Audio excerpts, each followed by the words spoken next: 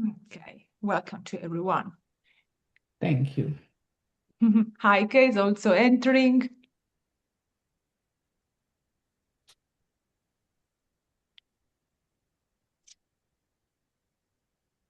How is it going, guys? How is it going with these techniques? There are people that entered the course at different levels. I was talking with Lydia, for instance. For her, it was the first time that she met some specific aspects of Feng Shui. So for her, it's a little bit difficult. What about you? How is it going? Do you follow the explanation? Are there any questions, doubts that are emerging? Not for the I have moment. to, yeah, I have to listen more than once Yeah, me to too, because it's answer. too early in the morning. Yes, and I have to listen twice, three times. I'm listening now the third lesson, and always come new things, when we are. But I think I'm going there. So, but I need more Okay. time. Sincerely, I need more time. Listen and understand. Yes, but it's amazing how you explain. It's so nice because it's not easy to explain, I think. Yeah. Yeah, not that easy, it's right. And for us, it's very useful when you give us feedbacks like, I didn't understand this, or this is not so clear for me. So Okay. as more question you formulate, as better we can have also a contact with the efficacy of our teaching, because Okay. sometimes Okay. we don't understand what is the point, where is the question, and we Yes. also sometimes make reflections about things thanks to your questions. Yes. Yes. We also can use the question to. Okay. The only thing, Daniela, I even don't realize when we use each technique.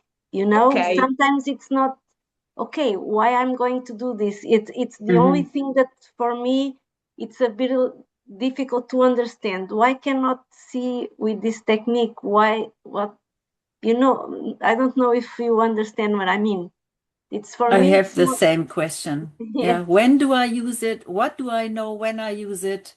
Yes. It's the difficulty is there. Yeah. Would you Okay. use it more, Daniela, for a bigger scale project like Yes. a shopping complex, or like you would use it because, like in But Malaysia, they've got that big shopping complex where they've got the belted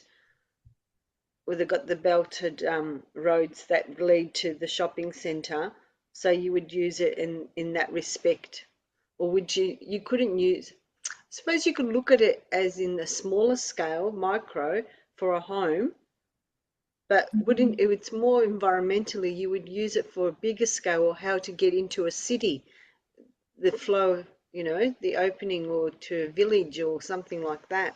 Would you use it like that more so than micro? Than Well, if you Yeah. think the whole of Hong Kong has been built on Sanhei.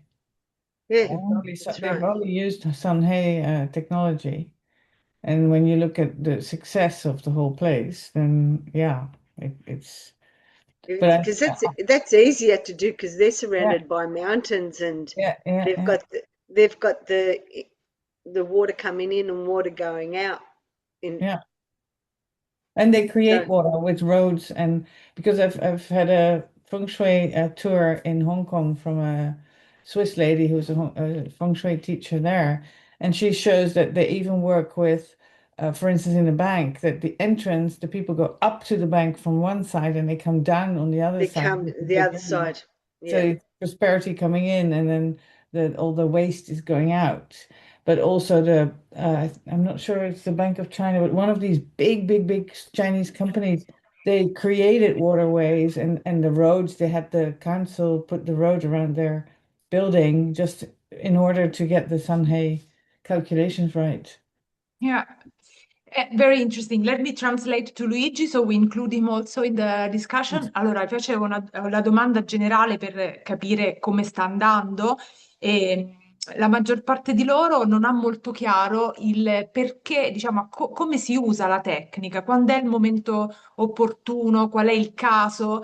E alcuni pensano giustamente che sicuramente è più applicabile su una scala grande e a un discorso paesaggistico, ma è anche vero, come dice Lynn, che in città come Hong Kong sono state, diciamo, realizzate tutte attraverso il Sanhe e per esempio negli edifici delle banche, nella banca principale di Hong Kong ci sono proprio delle tecniche Sanhe che prevedono per esempio di modellare i flussi dello human chi, del chi umano, in modo che esso stesso in qualche modo porta dentro lo stage flourishing e toglie, diciamo, magari gli stage più esauriti, no? Gli exhausted stages dal sistema. Quindi questa è una delle questioni che è buono che riusciamo anche ad esprimere la prossima, anche sia adesso che anche la prossima volta e a chiarire. Tu vuoi dire qualcosa a questo riguardo, Luigi? Accendi il microfono, please. Sì? No, volevo dire una cosa rispetto al fatto quale tecnica usare, no? Mhm. Ecco, About what technique to use? eh? Allora, il concetto è questo. Noi abbiamo praticamente, se voi andate in Oriente, soprattutto in alcune aree, per esempio come il sud-est asiatico, a studiare il Sanè, vedrete che vi daranno una tecnica unica, no? C'è una tecnica unica. If you go E and study Sanhe, for instance, in regions like southeast of Asia, you will see that what happens is that you receive one technique mainly. una unica, only one technique. Noi abbiamo voluto fare questo excursus sulle quattro tecniche perché è un excursus storico-culturale, no? Di tecniche che si sono sviluppate in angoli della Cina e in tempi diversi. For us, it was important to make a kind of journey around these four water methods, which has also an aim to have a more general vision and a more cultural knowledge about different techniques that has been developed in different parts of China Anche in differenti tempi, no? Molto, and also in different times. Però voi per usare la tecnica giusta, capire qual è la tecnica giusta, secondo me vi dovete ridurre a una sola tecnica, che è quella dell'impronta generale, diciamo, no? Dei dati generali che abbiamo dato, cioè quelli che un po' tu, Daniela, hai messo in termini che sono un po' comuni a tutte le tecniche. E, Non ho capito però cosa intendi dire. cioè, Loro dovrebbero definire, cioè, volevo dimmi. dire che secondo quale tecnica scegliere, no? Choice technique. E dovremmo praticamente consigliare che rispetto a delle problematiche tipo di ostacoli, quella che andremo a vedere stasera Sì, ok. è una delle più, alla fin fine, quella più utile. E le altre si possono tutte quante ridurre sono simili perché hanno le basi comuni alla fin fine. Ok, secondo me hanno ognuno un pochino poi una sua. Comunque, Sì, sì. allora, what we can appreciate in the four techniques that each one of them has got its own, let's say, its own more developed character. For instance, if we are looking to a site and we want to take care about obstacles on the site, it means that we want to see if there are shards or elements that can be not favorable. Then we will use the Bashafa method that we will see what we look at tonight with Luigi. The other two techniques, one we saw last time and one now. For instance, we start from the facing direction. It means that the focus is about the facing and the opportunity to define the facing of a building.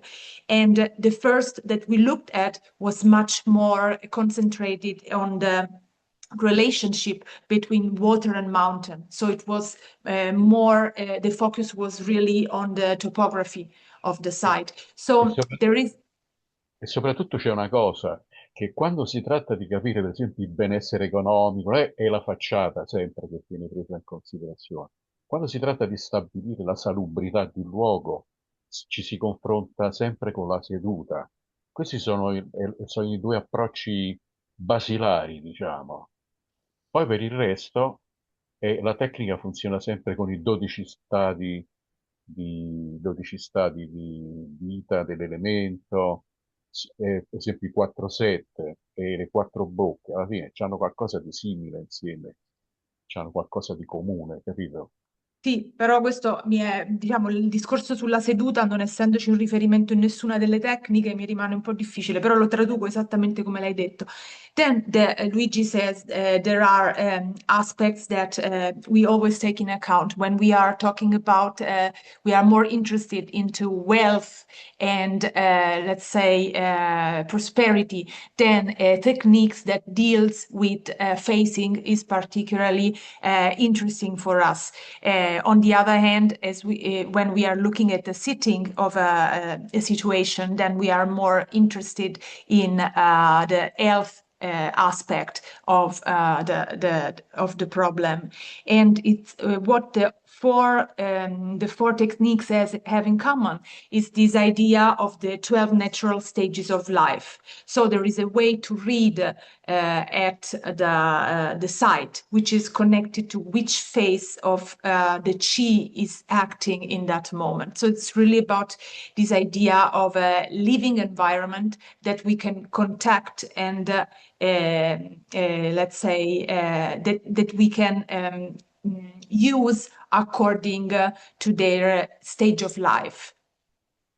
Eh, Okay, allora let's look at these two other techniques, and let's use the final class, the 6th class, to make a comparison between the techniques, to go deeper in more some more case studies, so that we become more familiar with it. And also, I would like to have a time for questions of you. So it's good if you use this moment and the coming week also to have questions, to define, okay, what are the questions that for me are important to Daniela, can I understand. just interrupt? Because the question came up with Elaine and Heike too, like how do we use it? Where do we use it? Can we use it in a micro scale and in a macro, as in macro scale as well?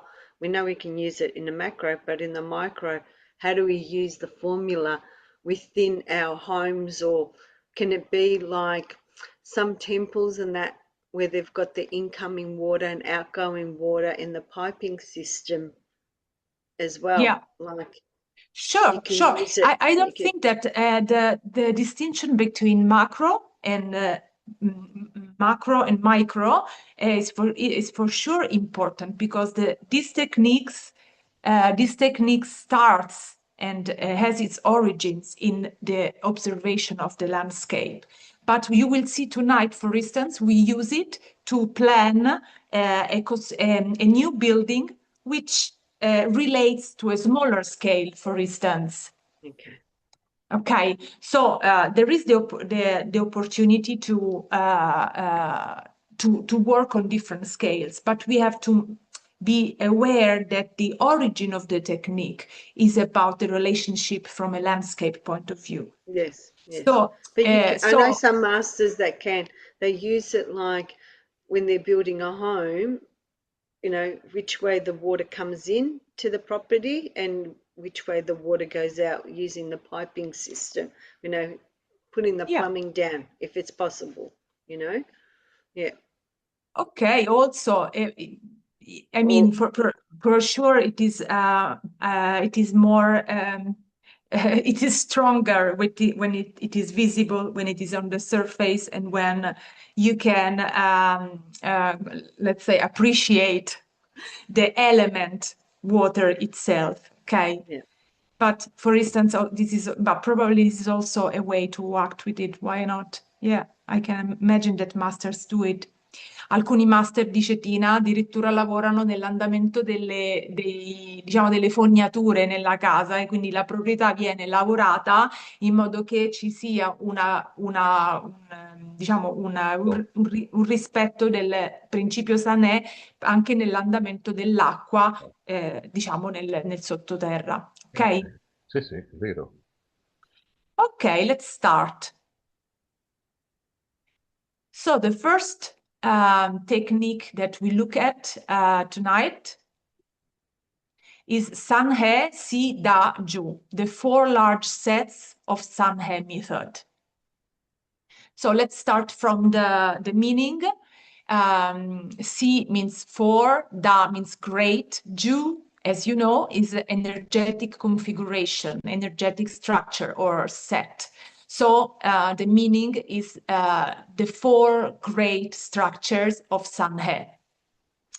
And in this technique also, as we saw in the previous one, we start from the facing direction. So the first information that we need to establish the system is the facing.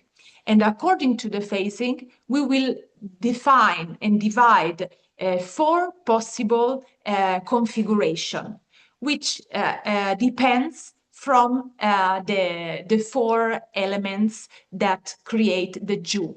We saw the Ju in the previous classes when we were talking about the different stages of life of the 4 elements.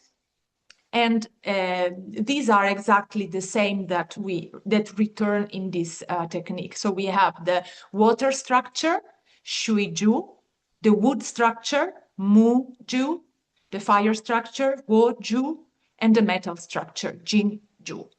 Okay, so all the facings that we can measure on a compass will be included in these 4 structures. Additionally to this, we have also the definition Sanhe, which we know that it means 3 harmonies or 3 combination. In fact, this techniques is about the 4 structures, and each one of the 4 structure includes inside 3 main stages that we already know. So growth, flourishing, and burial. So as a result, at the end, in this technique, in this method, we have 12 possible facings, which derive directly from the combination of the 4 structure and their 3 respective phases. So we can classify in 4 growth facing, one for each one of the elements. So we have 1 growth in water set, 1 growth facing in wood set, in the fire, and in the metal. At the same time, we have 4 flourishing facings, 1 for the water, 1 for the wood, 1 for the fire, and 1 for the metal set. And 4 burial facings, 1 for the water, 1 for the wood, 1 for the fire, and 1 for the metal.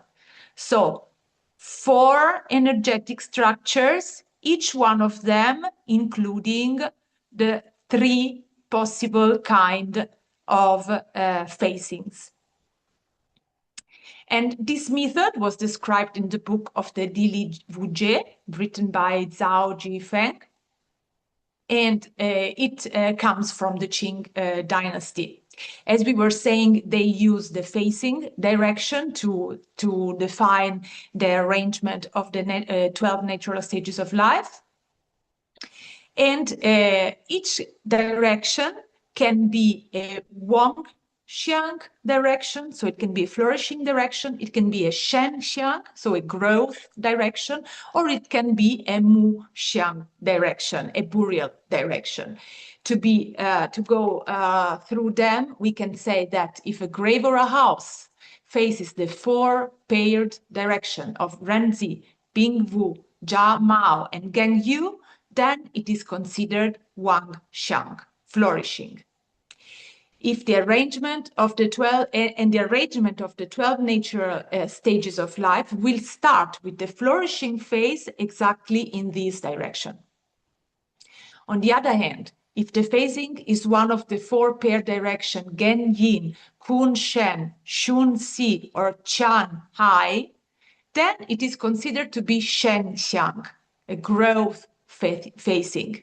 And the sequence of the 12 natural stages of life will start with growth phase exactly in these directions. And finally, if the phasing is one of the 4 pair direction Yi Chen, Xin Chu, Gui Chu, or Ding Wei, then it is a boreal phasing, and the stages of boreal will be exactly in these directions. And here we see the 4 set, the 4 main set. So the metal set, the wood set, the water set, and the fire set, and each one of them with a flourishing Wang Xiang double mountain, with a growth Shen Xiang double mountain, and with the boreal Mu Xiang double mountain. And we can look at it with it easier to look at it if we make a brief review of the Ju structure of the 4 elements. So we know that each one of the element has got a double mountain, which is the point of birth or growth, the point of flourishing, and the point of burial or tomb. For instance, if we talk about the wood has got its growth stage in high, then the flourishing and the peak is in Mao, and the burial is in Wei. And the same we can appreciate for each one of the elements, of the 4 elements. Sorry, Daniela, could you enlarge the pictures? Like this? Yeah, without the presentation charts on the left side. Oh, you're right. Yes, thank you. Thank you. Ok, così. Yeah. Però questo this creates a little problem. Facciamo così. Ecco che cos'era.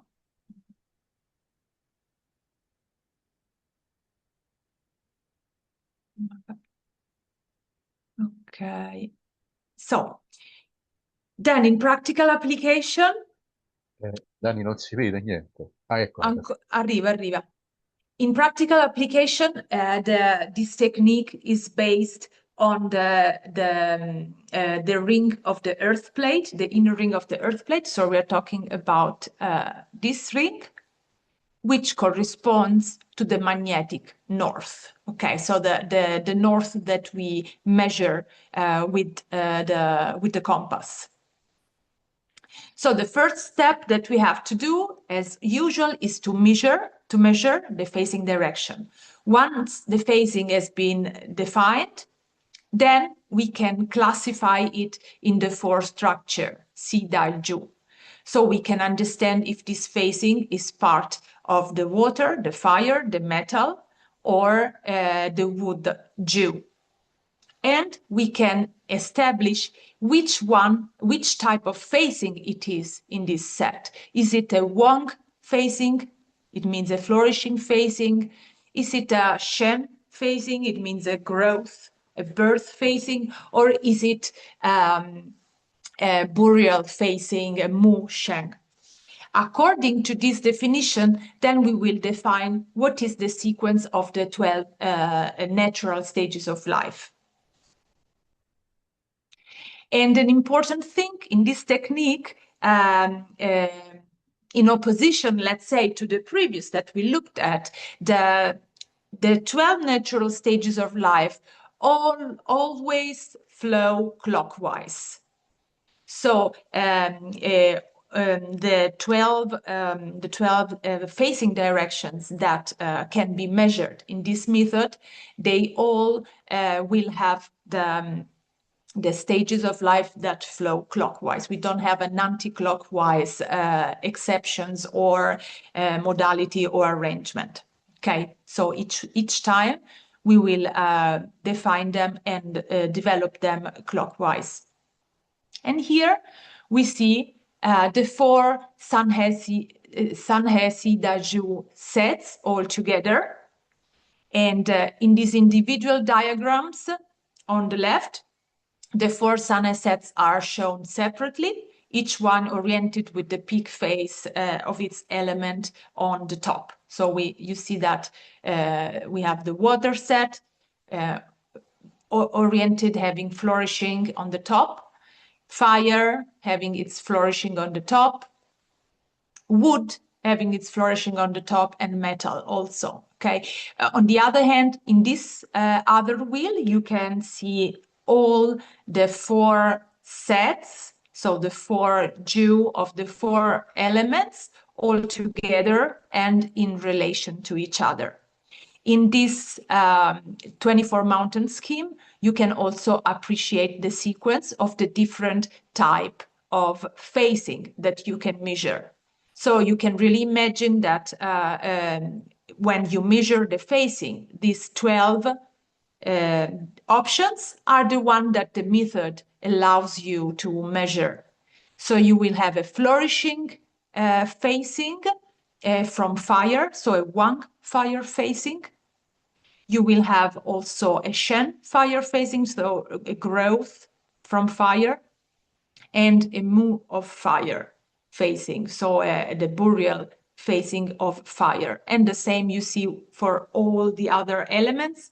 So you have the sequence of a Wang fire, Mu wood, Shen water, Wang metal, Mu fire, Shen wood, Wang water, Mu metal, Shen fire, Wang wood, Mu water, and Shen metal. So these are all the options that you can find. Vediamo se va giù così. Si è bloccato.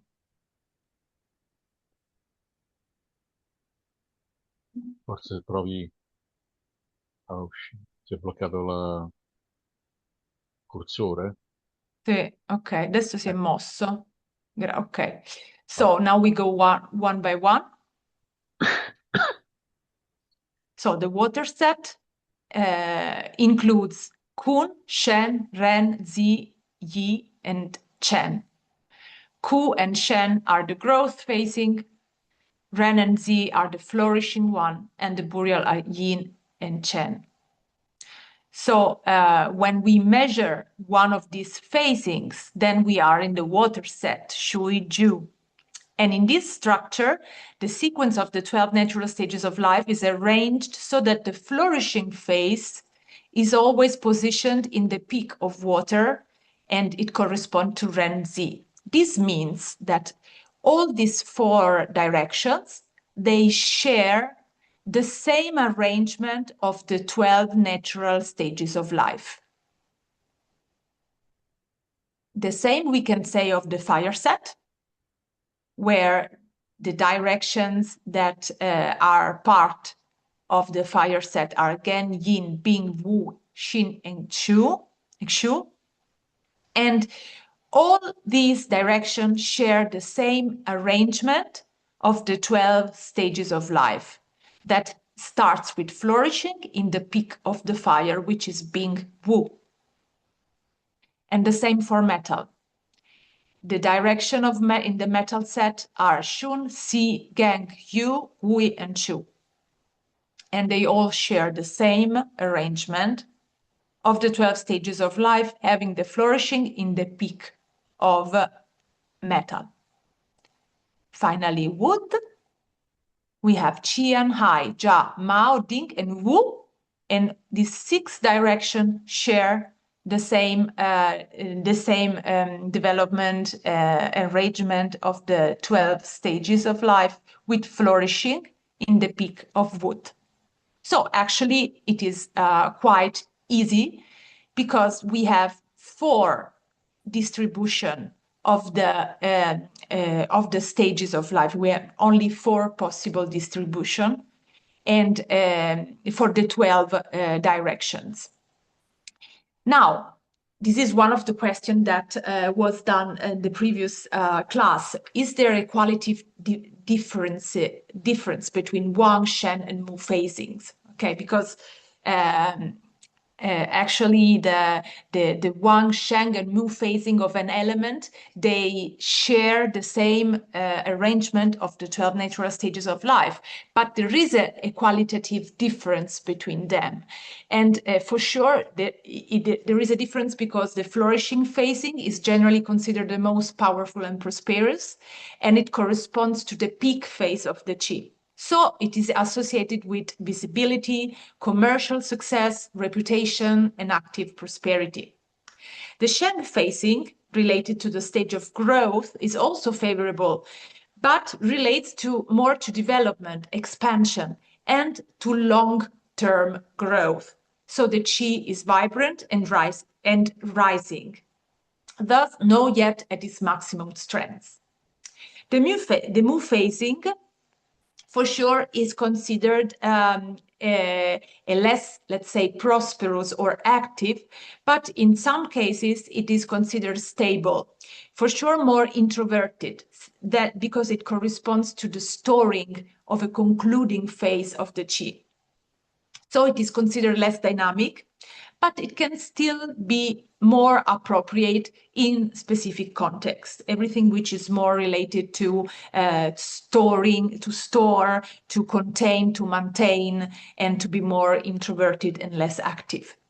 But the very important focus of the technique is not only the quality of the phasing, but the relationship between the type of phasing, the type of water, the direction of the water flow, and we will look at this now, and the overall landscape configuration. For this reason, a well-supported Mu phasing may also be more favorable than a Wang phasing that is poorly connected to the movement and circulation of qi, or that has a less prosperous landscape, context, and surrounding. And here you have let's say, consider it as a list somehow of the 4 Wangxiang or flourishing phasings. So you have the flourishing phasing of the water set here, the flourishing, which is Renzi, the flourishing Wang phasing of the fire set, being Wu, the flourishing phasing of metal, Geng Yu, the flourishing phasing of wood, Jia Mao.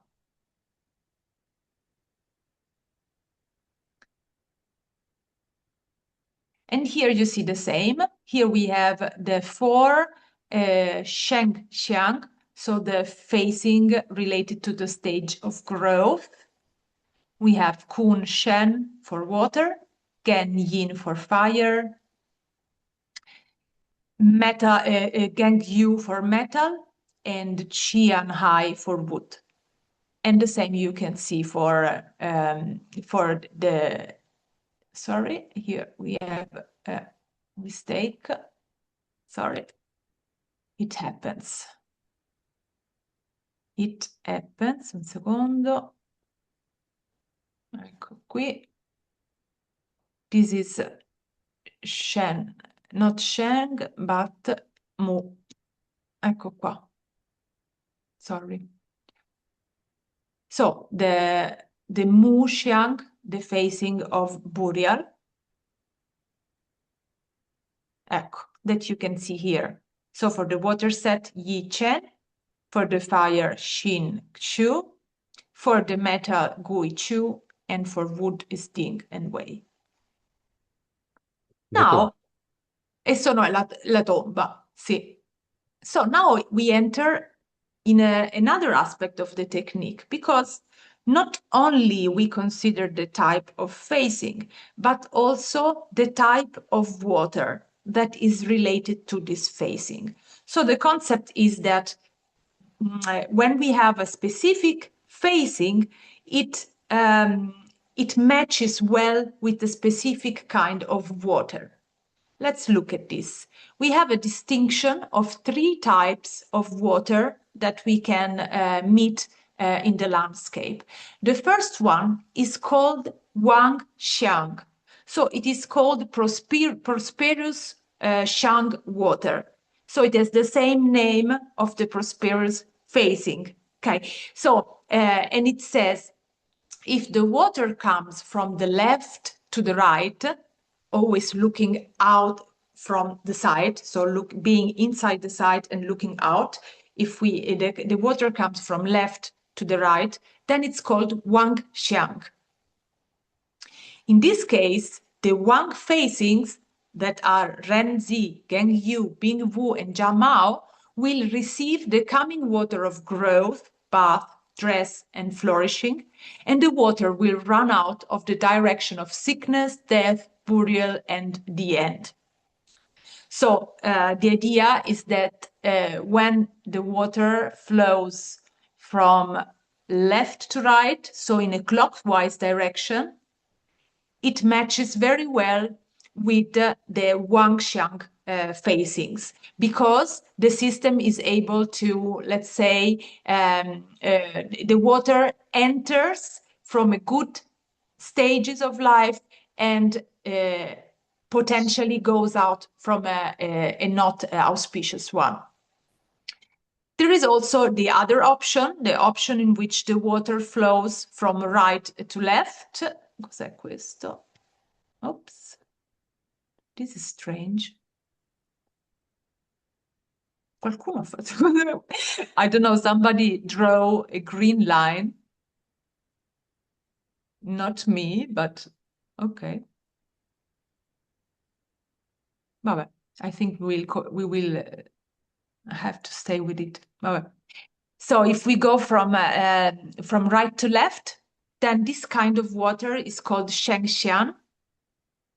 And the Sheng phasing, so the growth phasing, Kunshen, Shun Si, Genyin, and Qiang Hai, will receive the coming water of flourishing, entering, dress, and bath, and the water will run out from the direction of conception and burial. So in this case, the growth phasing can get a favorable condition from water that flows from right to left. And then there is another option. The water course is made of 2 branches, and they both meet in one point. So we have 2 incoming water directions and 1 outgoing. In this case, this type of water matches very well with the Mu phasing, with the burial phasing, and for that reason it is called Mu Xiang. In this case, Yi, Chen, Gui, Chu, Xin, Xu, and Ding Wei will combine growth water from the right with flourishing from the left, and the water will go out from burial. So there is a potential that the incoming water is both positive from the 2 branches. So you have prosperous water from both branches, and then the exhausted stage will go out from the front. So if we look at this, let's say in a more articulated way, this is just to look at the different options. So when we have a Wang phasing and a Wang water, it is auspicious. And here it is represented like this, because the idea is that the water can come from can enter from a good stage that can be nurture or growth. It can pass through the best stages and activated them on the side, and then go away in the exhausted stages. It can be decline, sickness, or death. It depends from the shape of the water course, but the tendency is easily the one that the water enters in a good stage, includes the better stages, and goes out from a bad one. We cannot say the same in the other situation. If we match, for instance, the Wang water flowing from left to right with a growth facing, you will see that you have a not favorable situation. It's not auspicious because the water enters from sickness or anyway from an exhausted stage and goes out, for instance, from growth. So it is not auspicious. In the case of matching the Wang water that goes from left to right with the Boreal facing, we have a kind of not ideal situation, because even if the water could enter from a quite good stage and go away from an exhausted one, most of the favorable stages would not be, let's say, activated on the side. So we have to consider that when we read the verdict of the water on the 12 natural stages of life, the most important thing is where the water comes in and where the water goes out. So we look at the two stages that are involved in the incoming and the outcoming. But also it is important to see what are the stages that are activated on the site. And the same, Sorry. yeah, please. In my country, lots of the water is straight that goes Yeah. along the houses. So there's hardly any meandering water. So how do you look at it then? Because it goes mostly, it's either facing or sitting the water, and then it goes in a straight line along the house or the property. Yes, because this technique for sure comes from the observation of natural water. So No. Well, we this is have for natural sure. water. It's still But natural water. yeah. But there is no mentioning to the shape of the water unless it is about the flow direction and the fact that it is one branch or two branches. But so what I mean is that even if this water would be straight like this, Yeah. okay, you would make the same assumptions Okay. in terms of reading the stages of life. For sure, you would not make the same assumption considering the form school, because No. you would have to consider that the water is straight, so the way that the chi flows is for sure different, and there are other considerations that eventually a context can suggest. Okay, but the reading is the same. Okay. Thank you. Okay. That is So- exactly what was moving me as well, looking at the topography of the area where I live. Yeah. The Elbe is in about 3 kilometers away from here, but it goes straight. So how does it touch my property? Does it touch it at all? does it touch your property? No. Okay. So we have a case study with the Elbe River. Do you know it? Yeah, I Yeah, see. I okay. saw it. Yeah, but that's a particular case. It shouldn't be far away from your house. I said probably I will go and visit the place. Yeah, I know the place. I see you know it. Okay. Yes, each time when we look at situation, we see and we ask ourselves if we want to use the Sanhe method. We have to ask ourselves, does this water course or street eventually, or this flow, this chi flow, does it influence and has a real impact on the property? Yes or no? So for sure you have to, it's not because if you are 2 kilometers from a river and you are assessing your own house, probably the river is not impacting your house at all. Much more other aspects of the context that you should evaluate. So it depends. Danny, vuoi aggiungere una cosa? Sì. Sai, dipende anche dal fatto, per esempio, quando abbiamo visto quegli estuari, quei fiordi, dove la città, per esempio, stava più alta di 15 metri, 20 metri, insomma, quando anche l'altezza conta molto, perché l'influenza è più potente quando è radente allo stesso livello. Quando cominci a salire di livello, allora il fiume, intorno a una cosa che è molto alta, l'influenza diminuisce, diciamo. Okay, so the influence of the water on the site doesn't only depends from the distance from the site itself, but also from the height of the site. There are some examples where the city is located on let's say, higher situation in relation to the river. In that case, there is a detachment that also, let's say, reduce the influence of the water on the settlement. Per esempio, un settlement molto alto ha più l'influenza dei venti, si studia che ha più l'influenza dei venti che non delle acque. A very high settlement may have more influence from the winds than from the water. Mhm. But in 1962, we had a big flood here. It was flooding Hamburg. 362 people were killed.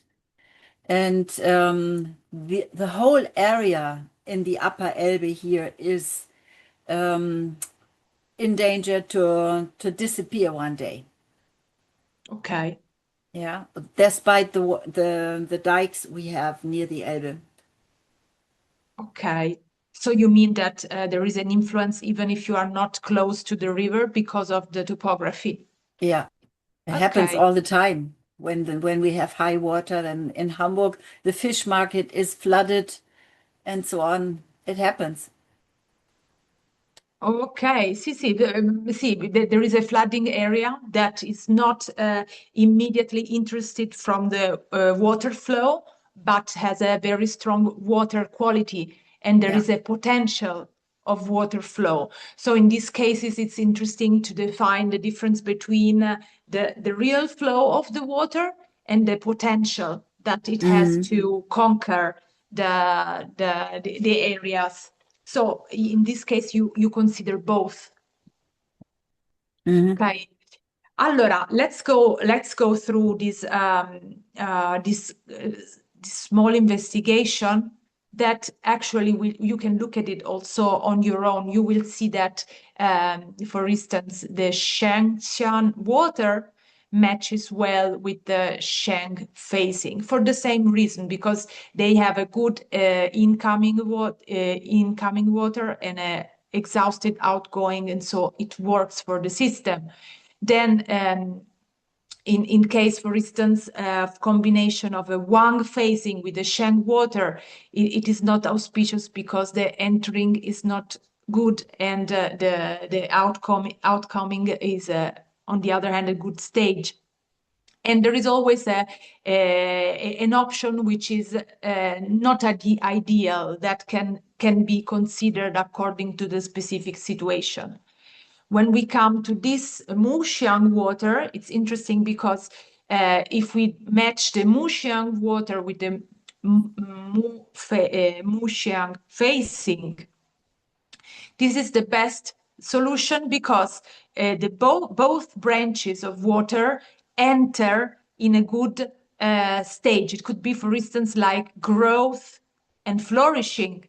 So you could have that the site receives both flourishing and growth in an entry point, and the water flow away in burial. So you see how important it is in this method to look at the point of incoming and outgoing. And you cannot say the same about matching the Mu water with the flourishing phasing, for instance, because if the water goes out, meets in front and goes out from this point, it would be exactly going out from flourishing. So it would be very bad for the site. And the same with growth. You don't want the water to flow out in the best two stages. Okay, so here we have a classical example.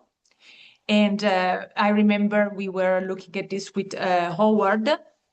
And it is a little bit, let's say, complex, but there are many information that we can get.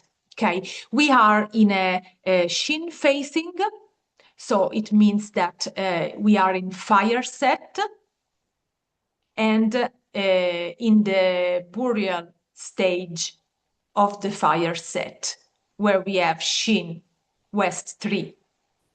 So this is the facing, while the sitting is Yi. Okay, and this is a tomb, a grave site again.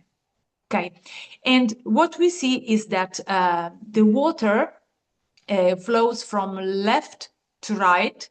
So it is Wang Xiang is the first option, the water that goes from left to right.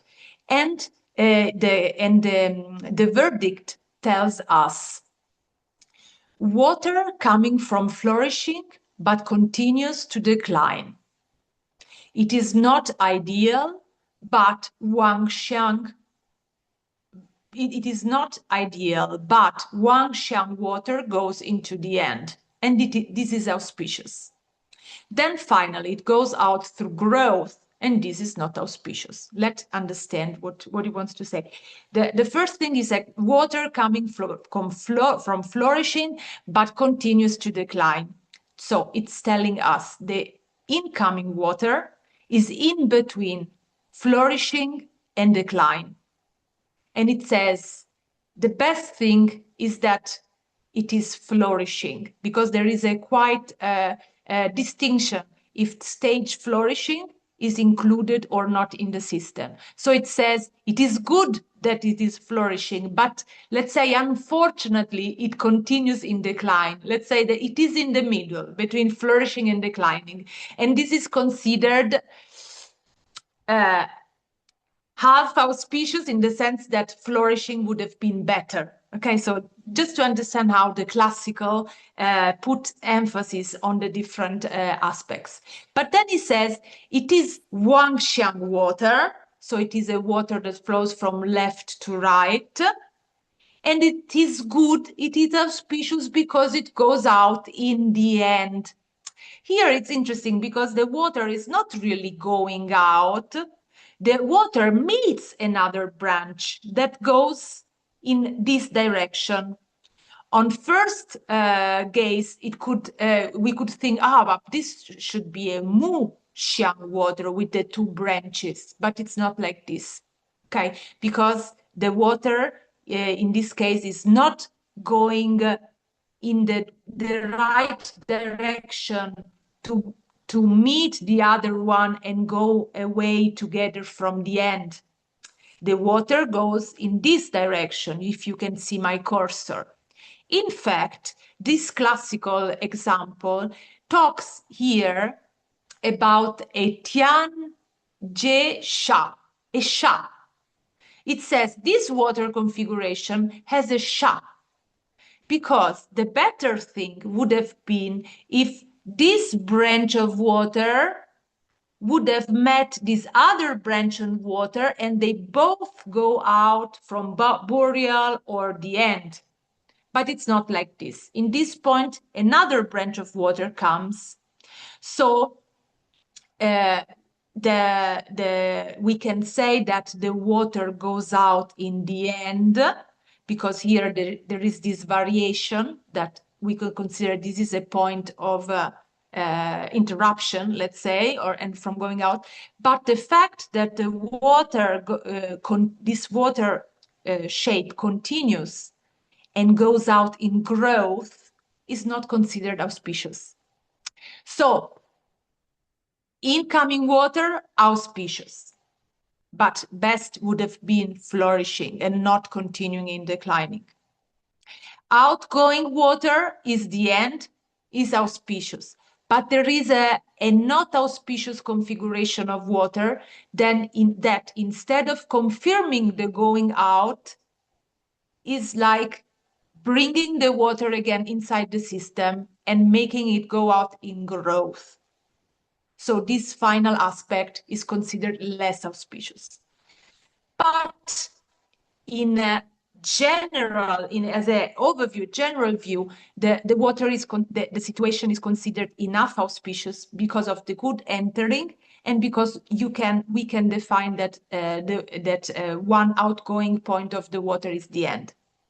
Okay, so it's an interesting case because it is full of exceptions, and it talks about a Shah that comes because of the shape of the water is not, let's say, going together with the configuration of the facing, because the best would have been that the water went in the other direction and that the both branches goes out here.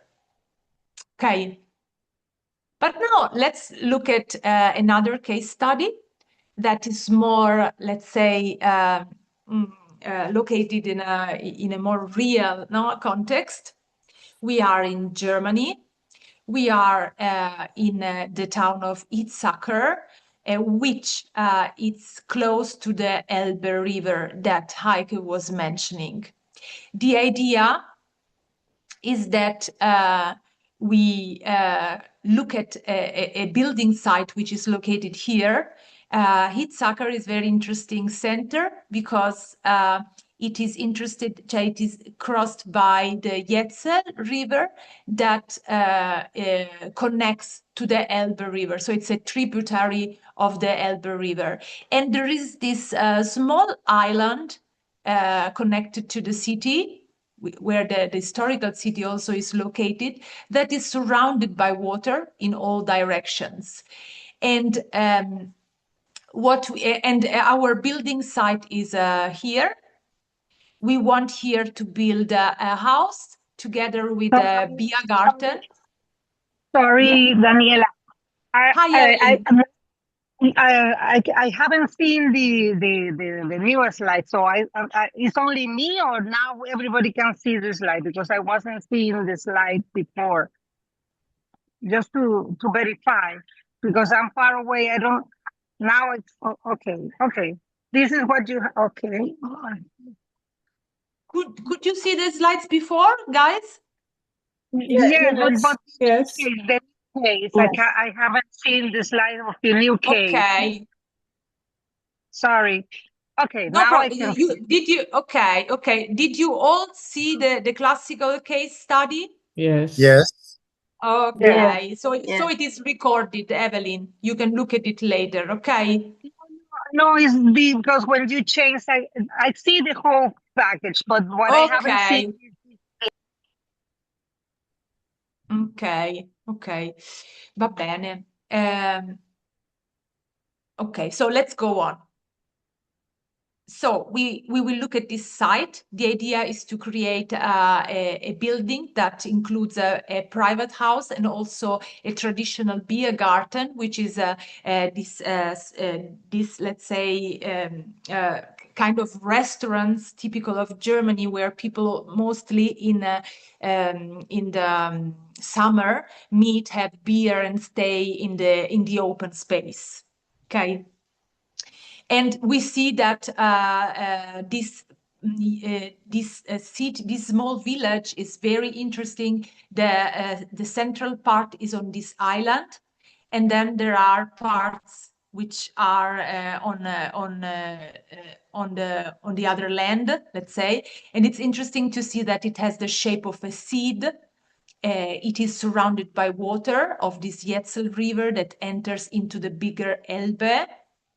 And there are some point of connections of this island with the inland. And also we can appreciate that the building site is in a very important position, because it's really on the top, let's say, where the two waters meet. And also there is a small bridge that connects to this park that is close to the Elbe River. So it has a very nice landscape characteristic. There is also a yang side of the island and a yin side that we can appreciate, because here on the east part we have a port. So it's a place where the water is more, let's say, still. It is partially closed and it is used to park the boats. while the other side is more in relation between the two banks of the city. So it is more, let's say, it is more alive. And here we can look at it. This is the west part, which is a little bit more alive because of the two banks with the city. And this is the east one, where the port is located, which is most of all from a human chi point of view is more like calm and yin. And this is the point where the two water meets. Here we are, so we can better see the site. This is a very favorable site because there is, for instance, a parking area on the front. It means that the future beer garden has a good potential to receive people. There are different access roads. Probably the most interesting one, the main one, is this one along the river.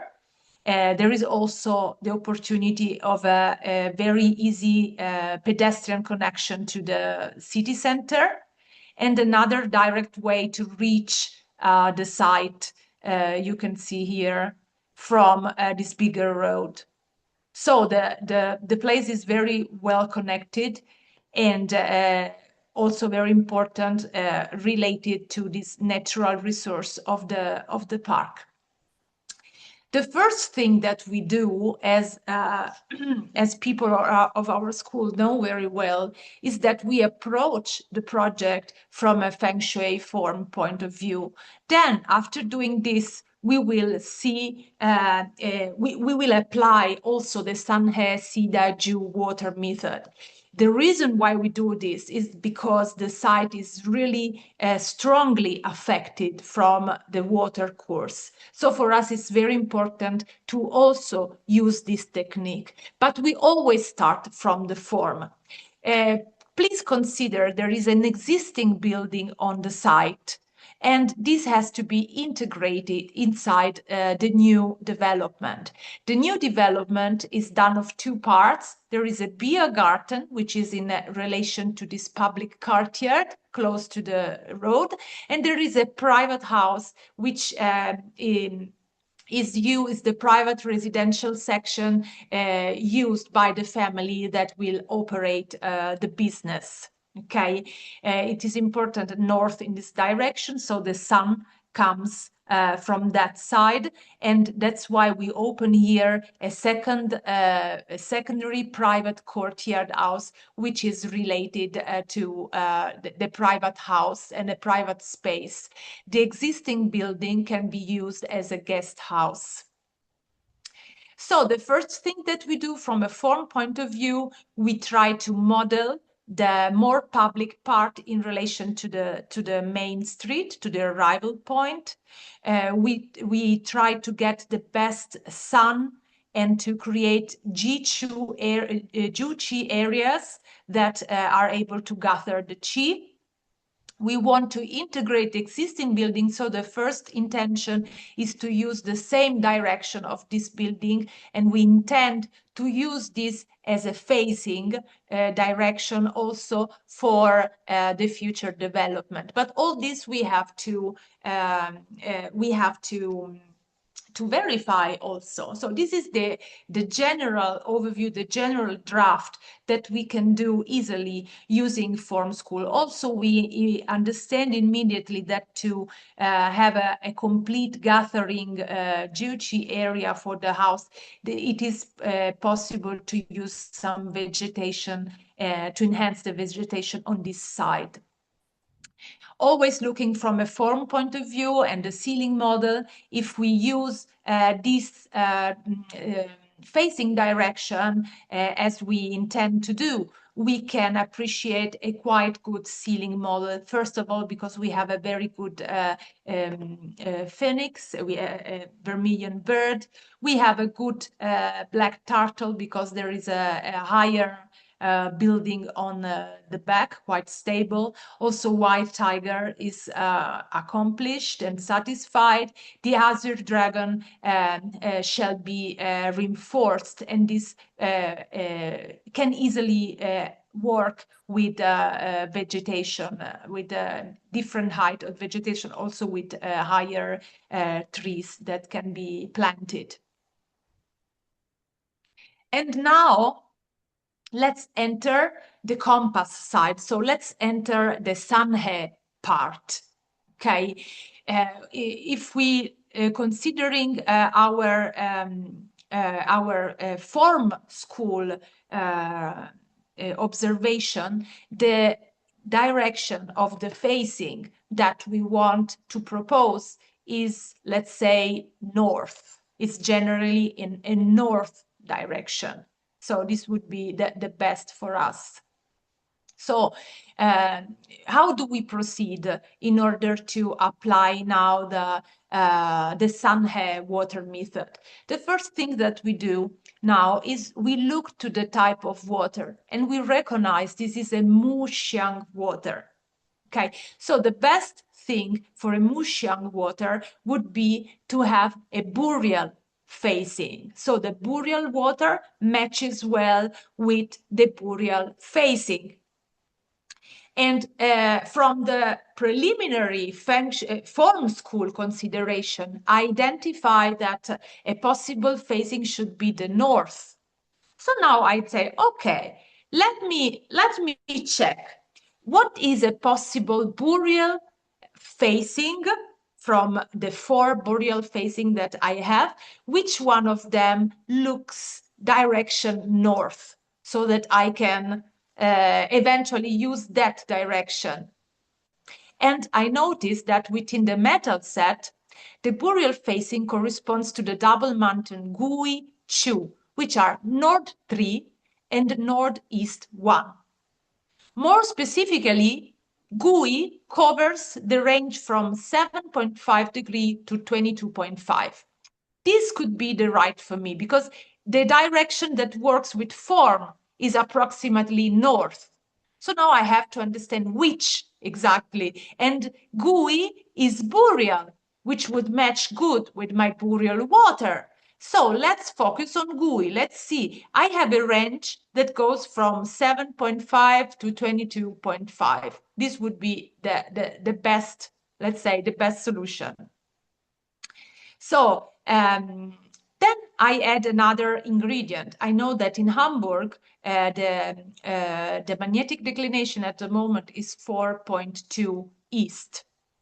How do I use the magnetic declination? When I have 4.2 east, it means that my orientation systems come si dice, rotate clockwise. So I have to add 4.2 east. But when I add 4.2 to the orientation system, it means that I have to subtract from the geographic direction measured on Google Earth in order to obtain the corresponding magnetic direction. Okay, so what does it mean? That the existing building that I was starting from, because I would like to use this direction, the same of the existing building, so that my system is very nicely ordered. This existing building measures 14.5 on Google Earth. So I have to subtract the 4.2 of the magnetic declination. My result is 10.3, which falls perfectly in North 3 direction of Gui. So it works. I can use Gui as the facing of my system. If I use Gui as the system, then I know now how to develop the 12 natural stages of life. And I will do it according to the metal set. Having boreal exactly in the facing direction of my new building. Now I have to decide which scale to use to apply my scheme of the 12 natural stages of life, because this is a point that we were discussing also with Luigi. It's very interesting because, I mean, how to decide how to put, let's say, how to define the point where the water comes in or goes out How do I decide what is the real point? It changes very much if I have a small circle or a bigger one. Okay, so the answer is it depends. Okay, what does it mean? It depends. It depends that it means that each time we should always have two scales to compare.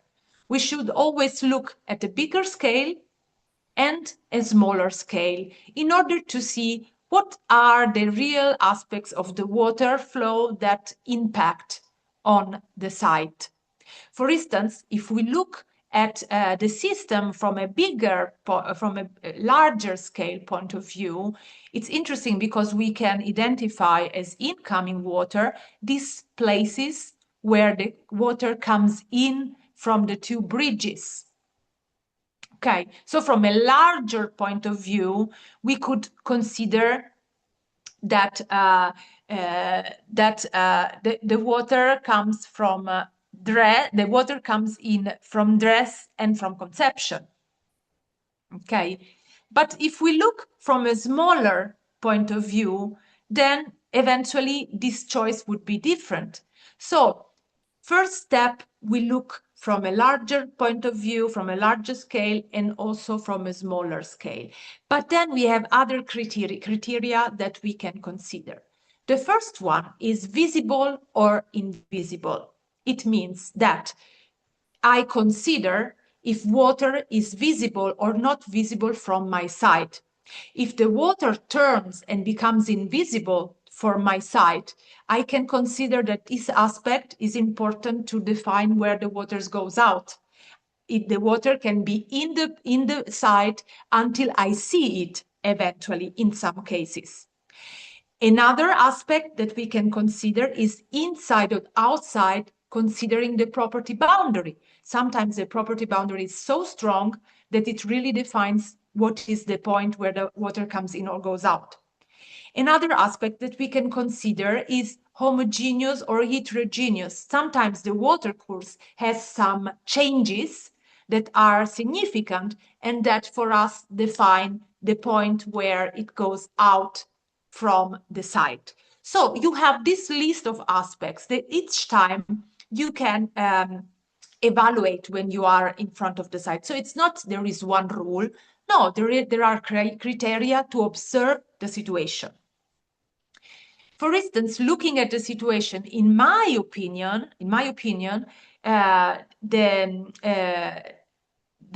say the real influence of the water for the site is more to be considered at this scale, let's say, okay. So I decided that the incoming water is in entering from one branch and it is in conception in this other branch. And it means that we have 2 points of good incoming water with good sectors that are involved, and both they go out from depth. So this is a very prosperous and favorable configuration of the water for the site. And if I go one step further, I can say, okay, how does the development of the site goes on? For instance, how do I get more in detail of the project? And we know we have different techniques, for instance, flying stars that we can use. And it's interesting because Nord 3 facing from a flying stars point of view has a double nine formation in the facing palace. So this, if we would build this new building now in period 9, with this direction, with this facing direction, we will also have a favorable situation from the flying stars point of view. Not only for the facing, but also because there would be a very good connection with the potential of connection with the existing building, and also very good stars or not only for the public, but also for the private part. So it really would work also from a feng shui, from a flying stars point of view. So Heike, if you can verify if somebody wants to build on this site, we already have a very interesting evaluation from the Sun He and the flying star point of view. Go and check tomorrow. Okay, girls. So girls and not only girls. There is still Ravi, and Luigi. And Nelita, welcome. So it's quite, we are a little bit late, so I would pass to Luigi, but please, if there are any questions for this first part. No. Okay, everything is clear. For the moment, it depends. Okay. Yeah. Okay. Let's go on. So now we have the fourth method, just to have more compression of information. Now we propose you that. So clean from the 4 large sets of Sun He, and we enter the Basha Fa with Luigi. Yeah, it's more simple, eh? Condivido? Sì, devo un attimo darti l'ok. Vai.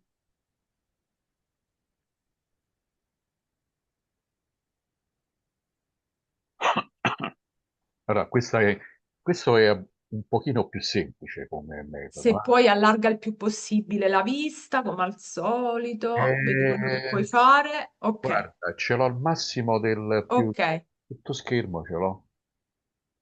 Ce l'ho tutto schermo, eh?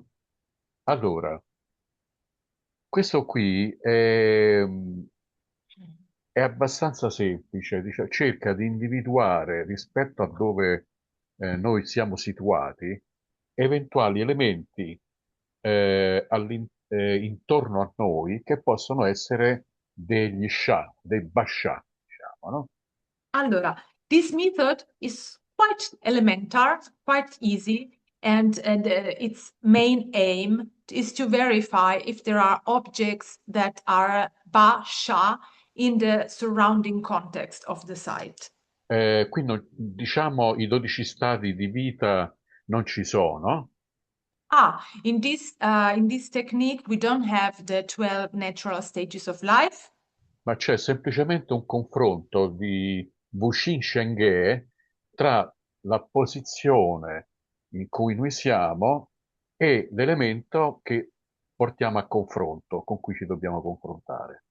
But there is the use of Wuxing Shenke, 5 elements generation cycles, to make a comparison between our position and what element is correlated to the object that we are analyzing. Quindi diciamo facciamo riferimento alla classificazione del piatto dell'uomo, del secondo piatto, che è diversa dalla classificazione tradizionale e ha questo tipo di distribuzione che proviene dai 28 Xiu. Ok, però lo human plate non è che ce l'ha particolare, quello del Sun He è particolare, giusto? Il Sanè, certo. Okay. So, the Wuxing classification that you see of the 24 mountains is the one that we already studied in the first during the first class, and you will see that it is different, for instance, from other classical classification. It refers to a specific classification of Sun He. Also important, this technique uses the human plate. And the origin of the correlation of the Wuxing with the 24 mountains is given by a connection with the 28 lunar mansions or Xiu that let's say, that are integrated and arranged together with the 5 elements. Quindi diciamo, fate uno sforzo di dimenticare diciamo, il cielo posteriore piatto posteriore e immaginate che questa è una nuova modo di vedere, diciamo, la classificazione delle 24 montagne. So do the effort to not expect the traditional combination between the mountains and the elements, which is typical of the Hutian Bagua that we already know. Okay, there is another classification. So you will find that there is a different correlation between each one of the mountain and the element. Allora, come potete vedere, diciamo sommariamente, facciamo un elenco veloce, no? Guardate, per esempio, ci sono 4 doppie montagne fuoco, We have 4 double mountains which are fire che corrispondono con i 4 punti cardinali. that correspond to the four cardinal points. Abbiamo poi 4 punti legno che corrispondono ai trigrammi, We have 4 wood elements that correspond to the trigrams. poi abbiamo degli elementi acqua e degli elementi metallo e terra. Le terre pure, vedete, sono messi in queste posizioni qui. Earth, earth, earth, earth. C'è una certa simmetria. There is a Water. certain symmetry between water and earth elements too. E ogni montagna ha la direzione completamente opposta dello stesso elemento. And each mountain has the same element of its opposite mountain. Ecco, questo è il principio di base. So this is the basic principles of this correlation. E il metodo del Bashar praticamente è nato per determinare la corrispondenza che c'è tra le direzioni di seduta e di facciata delle abitazioni e collegarle a montagne, edifici alti, torri, strutture verticali che troviamo intorno all'ambiente. So the idea of this method, behind the method, is this: is to put in relation facing and sitting of the grave or of the building with the elements, most of all vertical elements that surround the site or are in relation to the site. So also mountains and everything which is vertically expressed.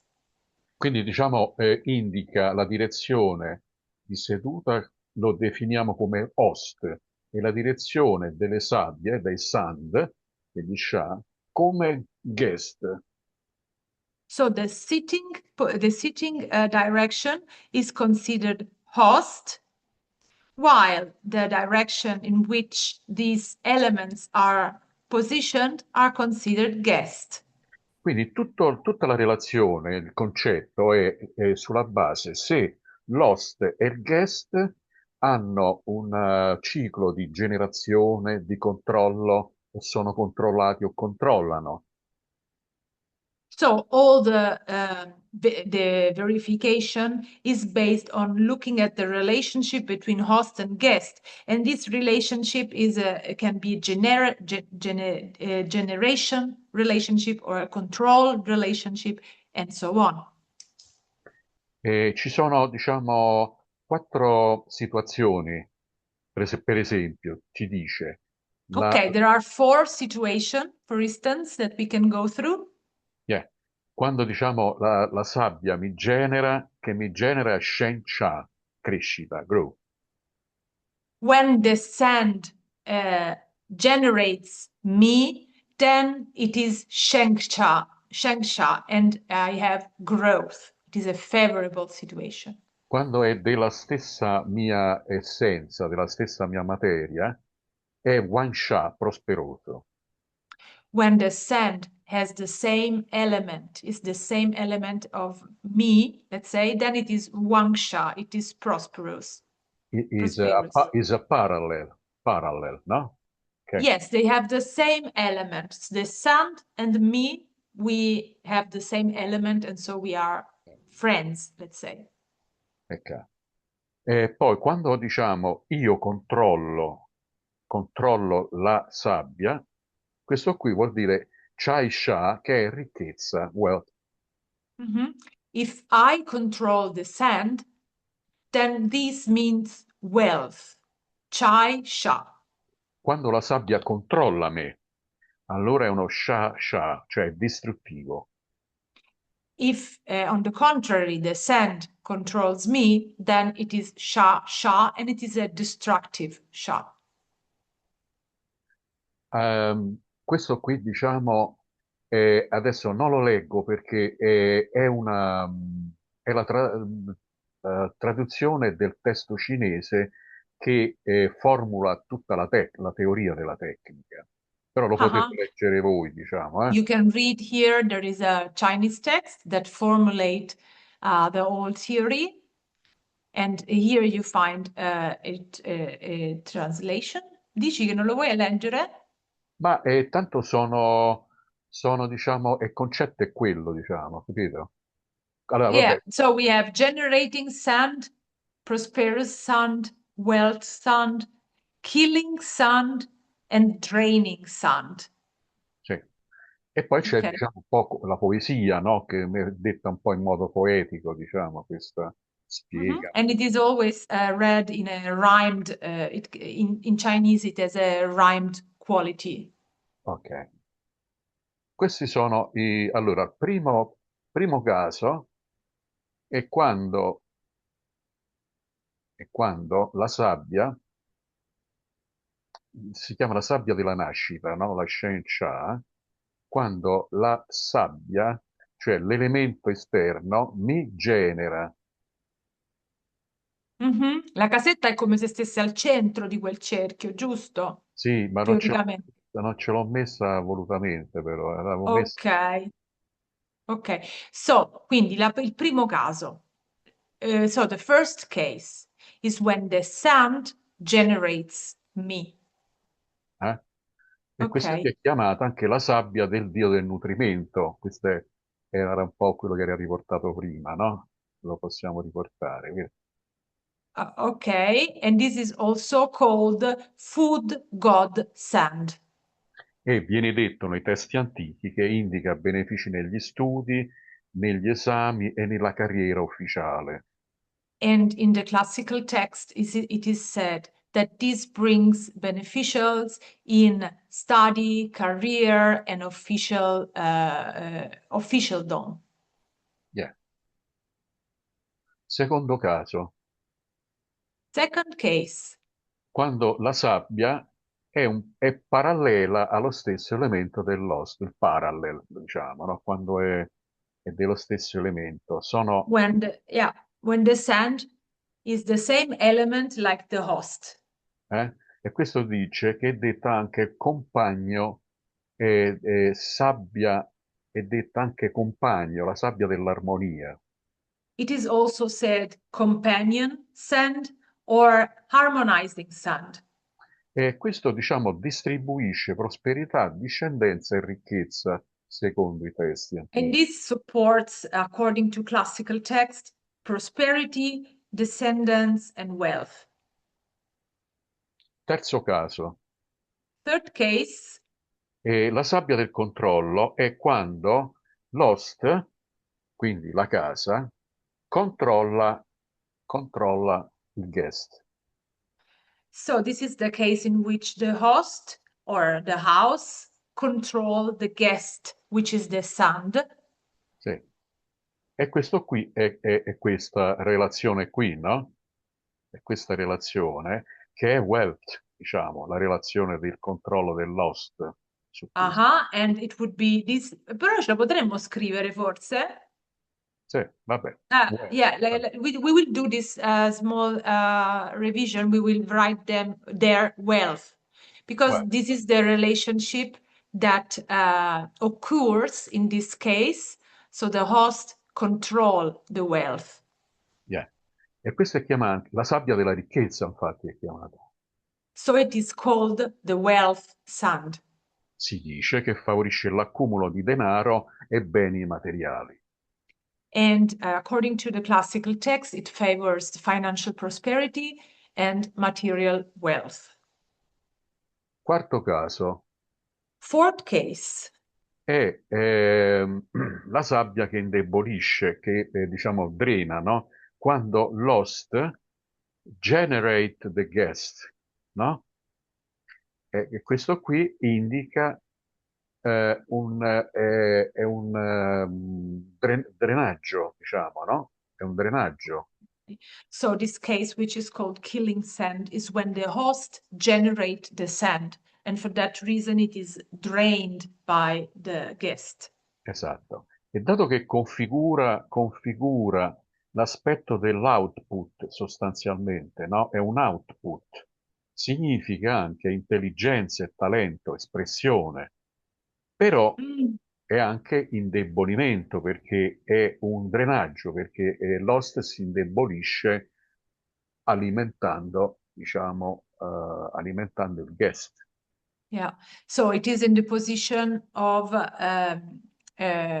aspetta, come l'hai detto? Output. The output. Yeah, it is in the position of the output of the host.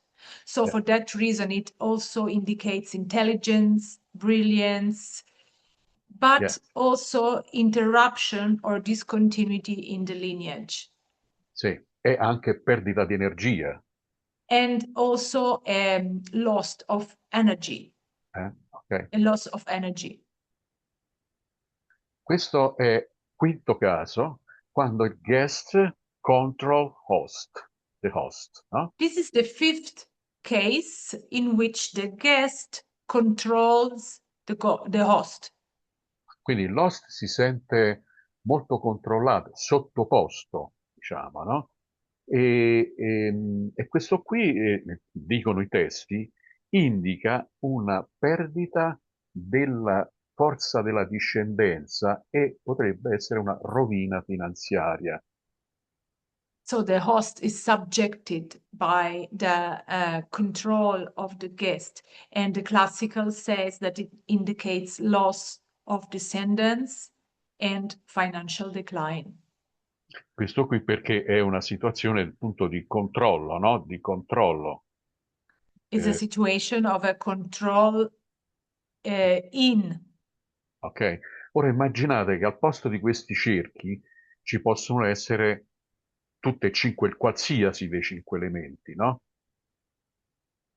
Now consider that in each one of these circles you can find one of the 5 elements. Quindi sono rimasti vuoti proprio perché i casi che si possono verificare sono tanti. Cioè un host fuoco, un host acqua e evidentemente si crea tutto un circolo di generazione relativo all'host.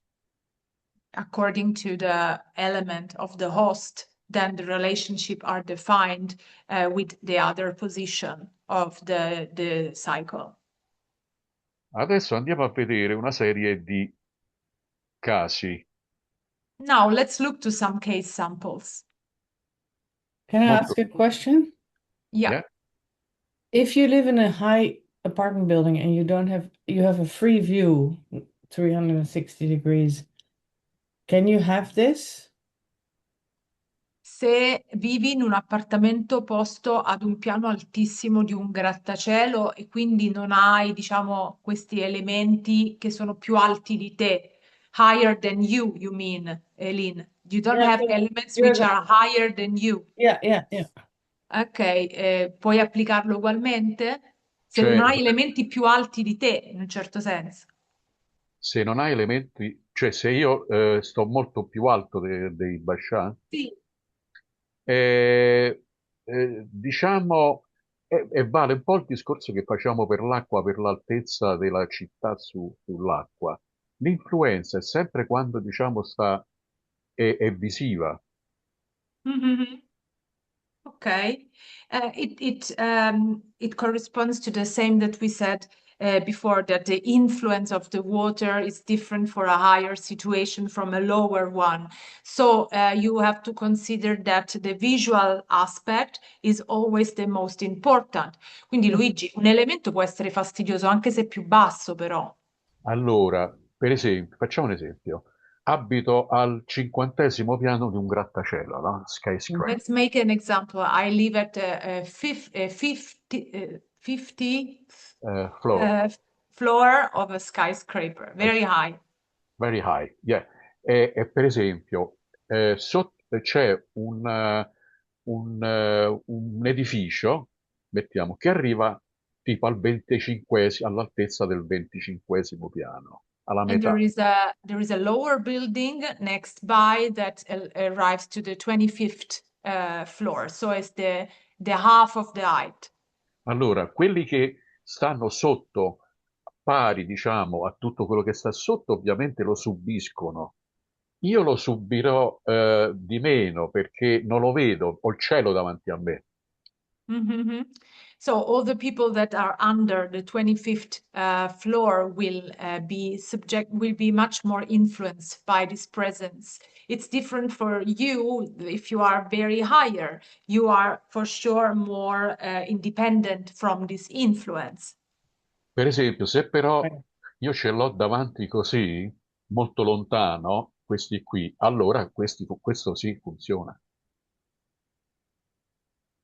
Io se ce l'ho molto lontano, scusa? E allora, dico, se in una condizione come questa fotografia, In a situation like the one in this picture, questo qui, questo agisce, act, this the, act. the three objects acts very strongly because they are much higher than my point of view. Yeah. Però se io ho un grattacielo ancora più alto, più alto, più alto, no? Highest, more high, e allora I don't see the building, I see only the sky. E allora non funziona, non c'è più perché davanti a me c'ho il cielo libero.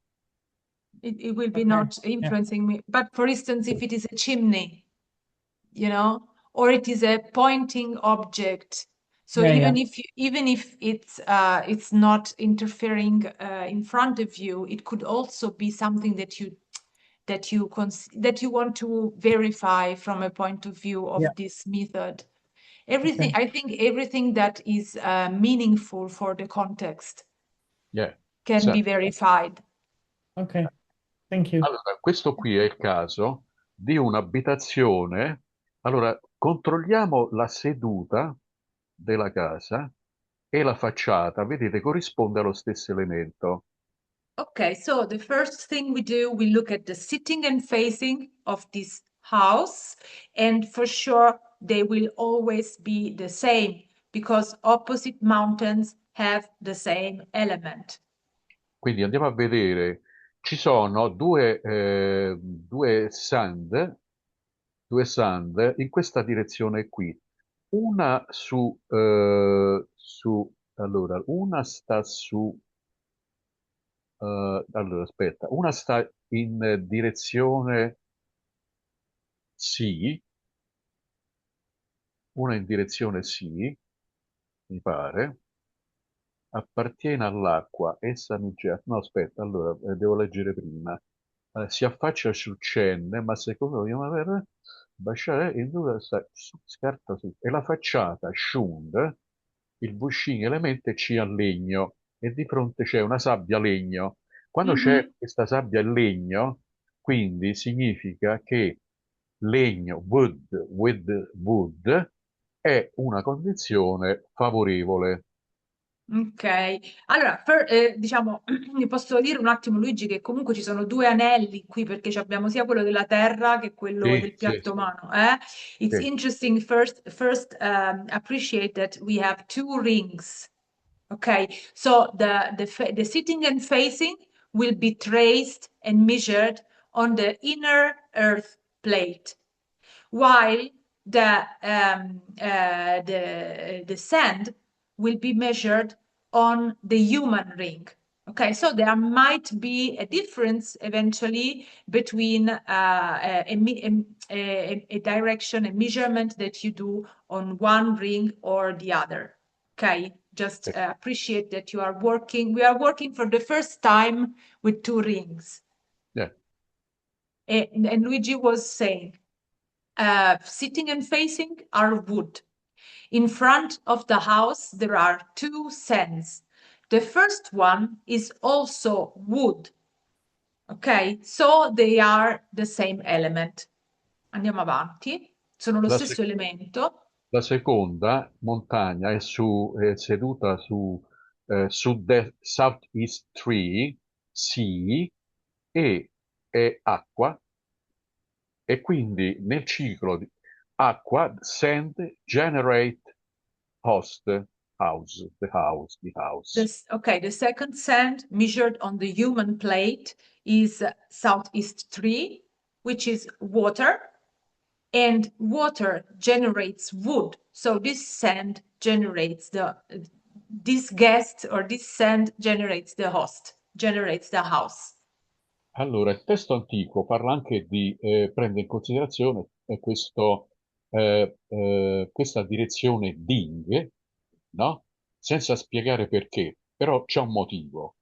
Perché Sì, ding per il legno è controllo, e controllo vuol dire discendenti, sono i nipoti, sono le persone che nel ciclo di controllo normalmente, diciamo, wealth, perché host è legno, ding, terra, sarebbe wealth, controlla, sarebbero come i nipoti, i discendenti. ok. Ma tu la stai menzionando questa direzione perché Perché nel testo sì? abbiamo letto che indica la prosperità dei discendenti della linea familiare. Quindi tu verifichi se c'è qualcosa lì. Esatto, Cioè è una direzione che vai a analizzare in virtù del fatto che la sua facciata è legno. esatto. Okay, so there is an additional aspect that I consider, it is that I look in the direction of ding, because if my sitting and facing are wood, then ding is the direction that, according to the classics, is the one related to wealth and descendants Prosperity. and prosperity. So Luigi is saying, I go and look for ding direction in that case, and I verify if there is anything in this direction that could activate it. Yeah.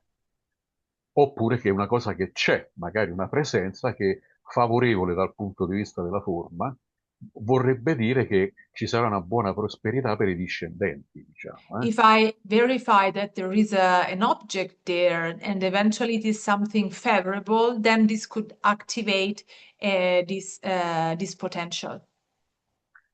Altro esempio, questo qui, dice una casa seduta su Ren, che è una montagna a fuoco, e affacciata su Bing, che è una montagna a fuoco ancora, trova queste formazioni davanti, no? In direzione Shun e Xi.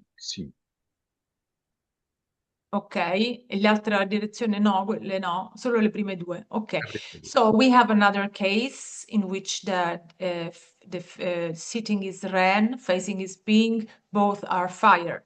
And we look at these two sands that we meet on the left side, and that are located close to the building. Sì. E quindi, E diciamo, dici l'elemento ancora, lui non l'ho detto ancora allora, l'elemento. l'elemento, diciamo, la seduta è fuoco e la shun è legno. Quindi questo vuol dire una generazione chiamato Shen Sand, cioè quindi è porta crescita, perché dà uno sviluppo, no? E quindi So, the first mountain is on the first sand is on Shun, la se- which is wood, dico ancora la prima, sì. and wood generates fire. So we are in the case of Shang sand, that the sand generates the house. Anche se rispetto a quello che abbiamo enunciato prima, è sempre, diciamo, una perdita di energia, no? Quando si genera, però è anche un output, quindi è produrre, far crescere qualche cosa. It is also it is always something that drains the host because the host generates the sound, but it is also an output, so it will depends what the effect is on the house. La seconda montagna sul Si, che si a sud-est 3, è una montagna acqua, quindi questa qui è una montagna che ci controlla e The l'acqua second sand is water. It is on southeast 3C. And in that case, water controls fire. So the host is controlling the guest this time. Allora, quindi questo qui crea un controllo, quindi è dannoso per noi, no? And this is not favorable for us. Eh, Però a questo punto, essendoci due montagne vicino, dobbiamo sempre considerare con la forma quella che è più prevalente, allora quella più prevalente avrà più influenza su di noi. But see, but being these two suns close to each other, we will evaluate comparing them, which one of them has the greater influence. For instance, looking at the height of the two. Eventually, the higher one will have a stronger influence in comparison to the lower. E in questo caso, diciamo, se per esempio fossero, in questo caso stanno in un ciclo di generazione, no? Acqua Tra di loro. tra di loro. Also, we can look at the relationship between the two sands because they are in a generative relationship between the two. Se fossero in scontro, le due, sarebbe una bella lotta, diciamo, eh? If they would be in a controlling relationship, then this would create a sort of war, Clash. war or conflict or clash between the two. Le altre due montagne potete fare voi, diciamo, potete accorgervi, diciamo, questa montagna qui, che Facciamoglielo fare a loro, ti va? questa montagna qui sta su Ding e Mhm. l'altra sta su Ding e allora una Ding, aspetta, no, scusami, sì, Ding e Wei e hanno questo tipo di, che tipo di relazione ci sta? Okay, why don't you try to do the same with the next two sands to analyze them as a guest for the host, also considering the relationship between the two? Somebody of you wants to make the reflection? Vai, Elin. The earth sand is generating out, so it's not so auspicious because it's weakening the Mhm. house or the sitting position. Yeah. Is the same like this, no? Yeah. Well, no, because No, no. No, sorry. the same as the sand. Infatti quello di prima, Luigi, era positivo, non era un drenaggio. The previous Sorry. one with the wood generates the fire, so it was not sorry. draining. That's It good, was no. more. On So the it's other hand, draining. on Yeah. the other hand, as Eileen was saying, yes, go on, Eileen. Yeah. And then so that one, the earth one is draining, and then the metal one is also not very auspicious because it's also it's not generating out, it's controlling. No, it's The house Yes. controls Yeah. the host controls the guest. Yes, Exactly. exactly. Fire controls metal. Yeah. Yeah. Allora, questo è l'altro esempio, del terzo esempio. And here we have the third example. E abbiamo, Sorry, I have a question. When you control Yeah. yeah, the other element, is not well, because when you fire control metal, is well. yeah, Yes. exactly, yeah, Cioè è positivo perché è ricchezza. sì. Quindi, diciamo, forse su questo siamo stati un pochino... Torniamoci un attimo, Luigi. So, or Quello it when the precedente, a quello, solo quello precedente. No, più indietro. No, no, indietro, più Ah, avanti. because in Basi, when you control, when you have a control a situation, you La are prossima, well. Luigi. La prossima. Sì, esatto. It is as you say, Evelyn, because the first Earth is no, quello, la Terra, as Eileen was saying, is generating out. It means it is an output for the house, but at the same time, it can drain. So it really depends from the quality of the sand. If your output is something nice, then it can be something that enrich the relation to the site, because for sure it costs a certain energy. On the other side, we also have the house controlling the sand. So here also we talk about wealth. It's true, but this also is requiring to the house a certain effort. So it's always like with wealth, you know, that to control wealth also means to have a certain strength. So it is important that we consider the quality of the sand in that case, because controlling something nice, controlling something prosperous will be better than controlling something which has no quality. sì, diciamo i casi But sono then, questi, then, sono then what questi, happens no? with water? When water control you, when Yeah. the element that is a water element from, I mean, a water element is controlling fire, I think is not good, because when the element control you, that means that you don't have he have something over you. Exactly, Right? this is the So worst it's situation, draining the you. worst Yes. situation. Diciamo, Yes, but l'acqua che controlla il fuoco è la situazione peggiore di queste, perché Yeah, yeah, it's the worst situation. yeah, and then when you control the other element, like the element, in this case, fire control the element metal, then is much better, but it's not good because it's draining you. I don't get the clear idea The on idea this.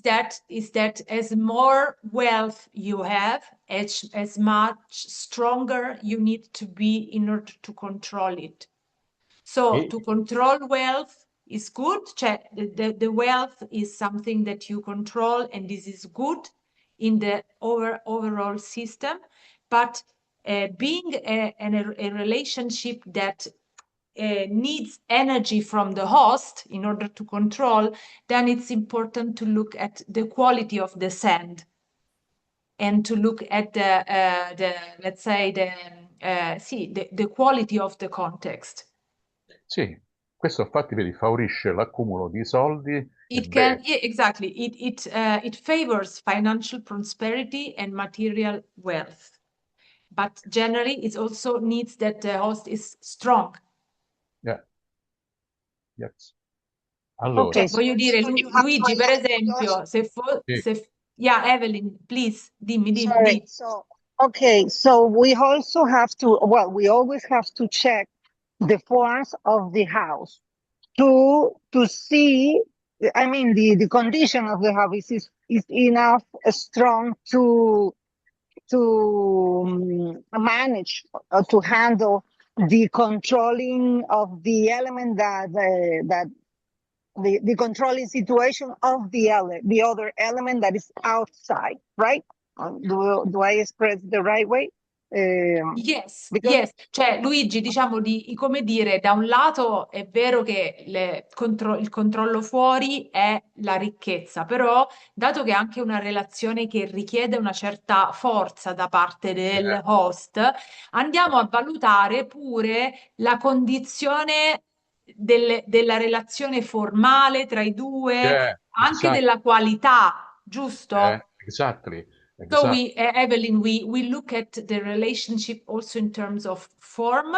So if one is too much predominant in comparison to the house, if The more the sand is the too more much predominant, the it more could be that strong. it is hard to control it, and eventually there could be in the house a problem related to the not enough capacity to control wealth, for instance. Yeah, Because es- if the element that you have to control is much bigger than you, how you can control it? yeah, exactly.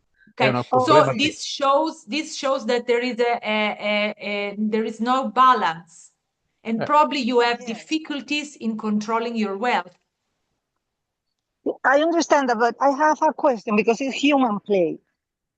It's Yeah. human play. Do we have to think about, for example, the case that you have the three towers? You have the three towers.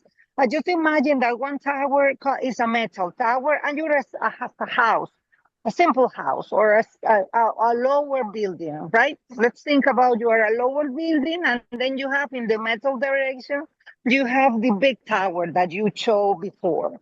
Then that means that okay, you can control in the direction and the elements. You can control the metal because you're fire direction, but the element is so big that you cannot control really as a form. But then what happened in the human ring? Because we are talking that we are doing the measurement in a human ring, right? It's correct? Maybe. So do this affect in the human aspect of the person, of the people that live in that that is in the whole? So how do we interpret this? No, allora, I try to answer, and then I also ask to Luigi, but if I understand, the human plate is used to measure the sand. So it's not related to human beings or to human chi.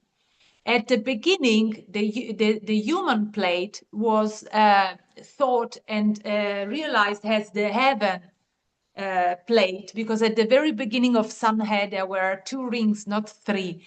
So the idea of the human ring is not related to human chi, but to the sense, objects, obstacles, or elements that you can measure in the more close context of the site. una volta si chiamava Outer Heaven Plate. Once it was called Outer Heaven Plate. Exactly, e perché era condizionato da un sistema celeste, un sistema più ampio, e le sand che vengono misurate, perché sono poi le forme che condizionano in qualche modo l'uomo, ma non ha a che fare con il chi umano in sé proprio. So in its origins, it was thought as a heaven ring and was related also to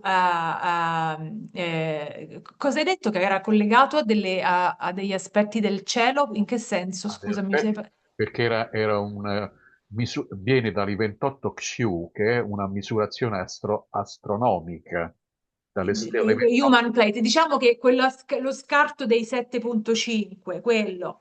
So let's say that it was connected to the observation of the heaven, and there was this difference between the 2 rings because of the not corresponding measurement between the earth plate and the stars. So the directions on the magnetic directions on the earth and the movement on the stars. But then it became the human ring because an additional heaven ring has been added to the system. And the idea and the reason why it is called human is because it is used to measure the physical elements that are close to the context and that for that reason mostly and more directly influence the human. Affect the human, yeah, sì. Ok. Aspetta, sentiamo Evelyn was it a answer? Yes. Just Okay. to be clear on the aspect of what we have to look in the. Sì, sì. Okay, thank you. Yeah. Allora, l'ultimo di questi è il quarto caso, è un appartamento che sta in un edificio a Parigi con la Tour Eiffel davanti. The last case sample is an apartment in Paris, and this is in a very special position because it has the Eiffel Tower in front of it. Quindi, diciamo, la casa è seduta su una montagna legno, Kuhn, The house is sitting on Kuhn, Wood Mountain, affacciata su Ghen, sempre legno, facing Ghen, always wood, e ha la Tour Eiffel su un settore, su Già, che è un settore fuoco. and the Eiffel Tower is on a sector which is Ja, which is a fire sector. Quindi diciamo c'è un concetto di drenaggio, no? Indebolimento dell'appartamento, perché l'elemento è veramente molto fuoco, anche nella forma la Tour Eiffel è effettivamente un elemento fuoco.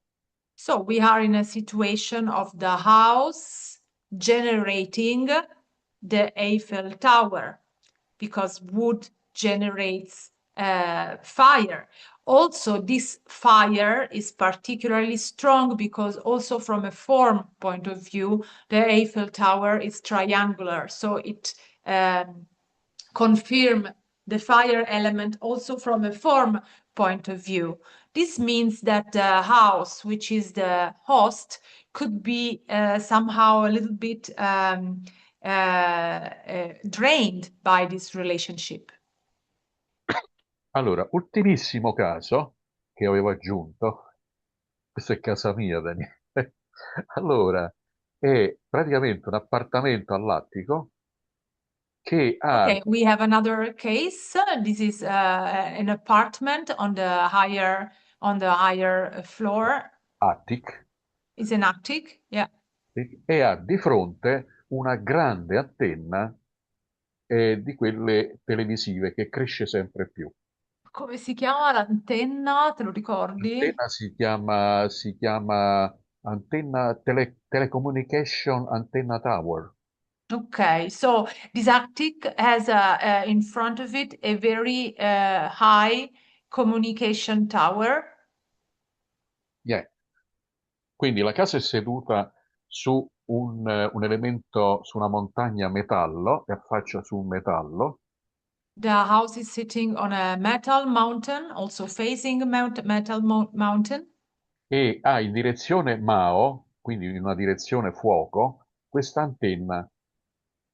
and has this electrical tower in direction Mao, which is fire. Quindi evidentemente, oltre al fatto proprio dell'elemento di per sé presente, ci sono anche delle condizioni proprio fisiche. C'è una torre elettromagnetica, è fuoco, e quindi è una torre, è un fuoco. Quindi evidentemente questa qui può portare dei danni fisici molto importanti. This Il is che an electromagnetic tower, so the fire element is also included in its nature and its influence. So we have fire in the element of the Pasha and also fire in the effective and influence of this Shah. And this means that it can be quite negative. It can have a quite negative influence for the inhabitants. E tu pensa che metallo vuol dire anche capo, vuol dire anche testa, per certi versi, no? Non so se And qui you know that metal is also related to the head, fuoco nella testa. and it means fire in the head. eh? Okay. E chissà che questa cosa abbia avuto il suo effetto. I have a And who question. knows? Yeah. So this is for a certain apartment, but if you have an apartment, a different apartment in the same building, can that affect the situation of the antenna, for instance? It can affect the situation of the Antenna of this bad influence, because or is it in this case the building, every floor has its own apartment with the same sitting? okay. So how does the situation change from one floor to the other?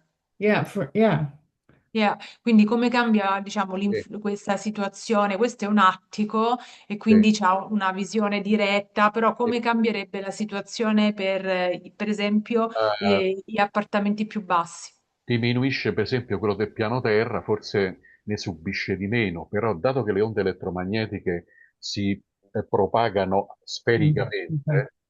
sfericamente, probabilmente loro la vedono comunque, tanto sono 5 piani, no? Questo è un Mhm. palazzo di 5 piani.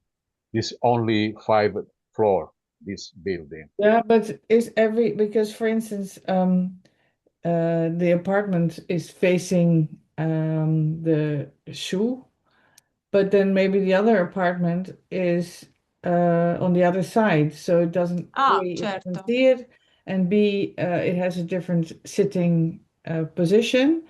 So then maybe it could be in a very prosperous situation, this antenna. Mm. Allora, e se per esempio un appartamento avesse un'altra seduta e un'altra facciata e questa facciata avesse un elemento che invece beneficia, come dire, dell'influenza elementale dell'antenna, allora questa diventerebbe un elemento positivo? No, Oh, no, perché dal punto di vista proprio pratico, un'antenna elettromagnetica, okay. sappiamo tutti che è un elemento che porta malattie, porta Mm. problemi. Però magari, come dire, è come se fosse un aspetto che si aggiunge, oltre all'aspetto della forma, c'è anche un discorso di relazione correlativa. La funzionalità, dici? No, dico che c'è sia l'aspetto della forma, se una cosa è uno scià. Sì. Yeah. Però c'è anche un aspetto correlativo, per cui se anche una cosa è uno scià, ma io so che almeno da punto di vista correlativo è legato ad una cosa positiva, magari la sua influenza la posso integrare meglio, anche se da un punto di vista fisico, capito? Allora, diciamo, questo è un caso particolarissimo, no? Per cui Mm, sarebbe negativo comunque. Se fosse un altro certo, elemento, come dici sì, tu, potrebbe avere anche, dipende, ok. potrebbe anche avere un Ok, effetto ok. diverso. So, sì, è chiaro, è chiaro. Allora, when something is a SHA because of its nature, because Yeah. of its physical um, impact on the inhabitants, then Okay. It this doesn't is matter. independent from the compass. Okay. Yeah. Okay. In other cases, the compass can define for us a correlation that talks about the relationship with something, but we always have to start from form. Always. Mm.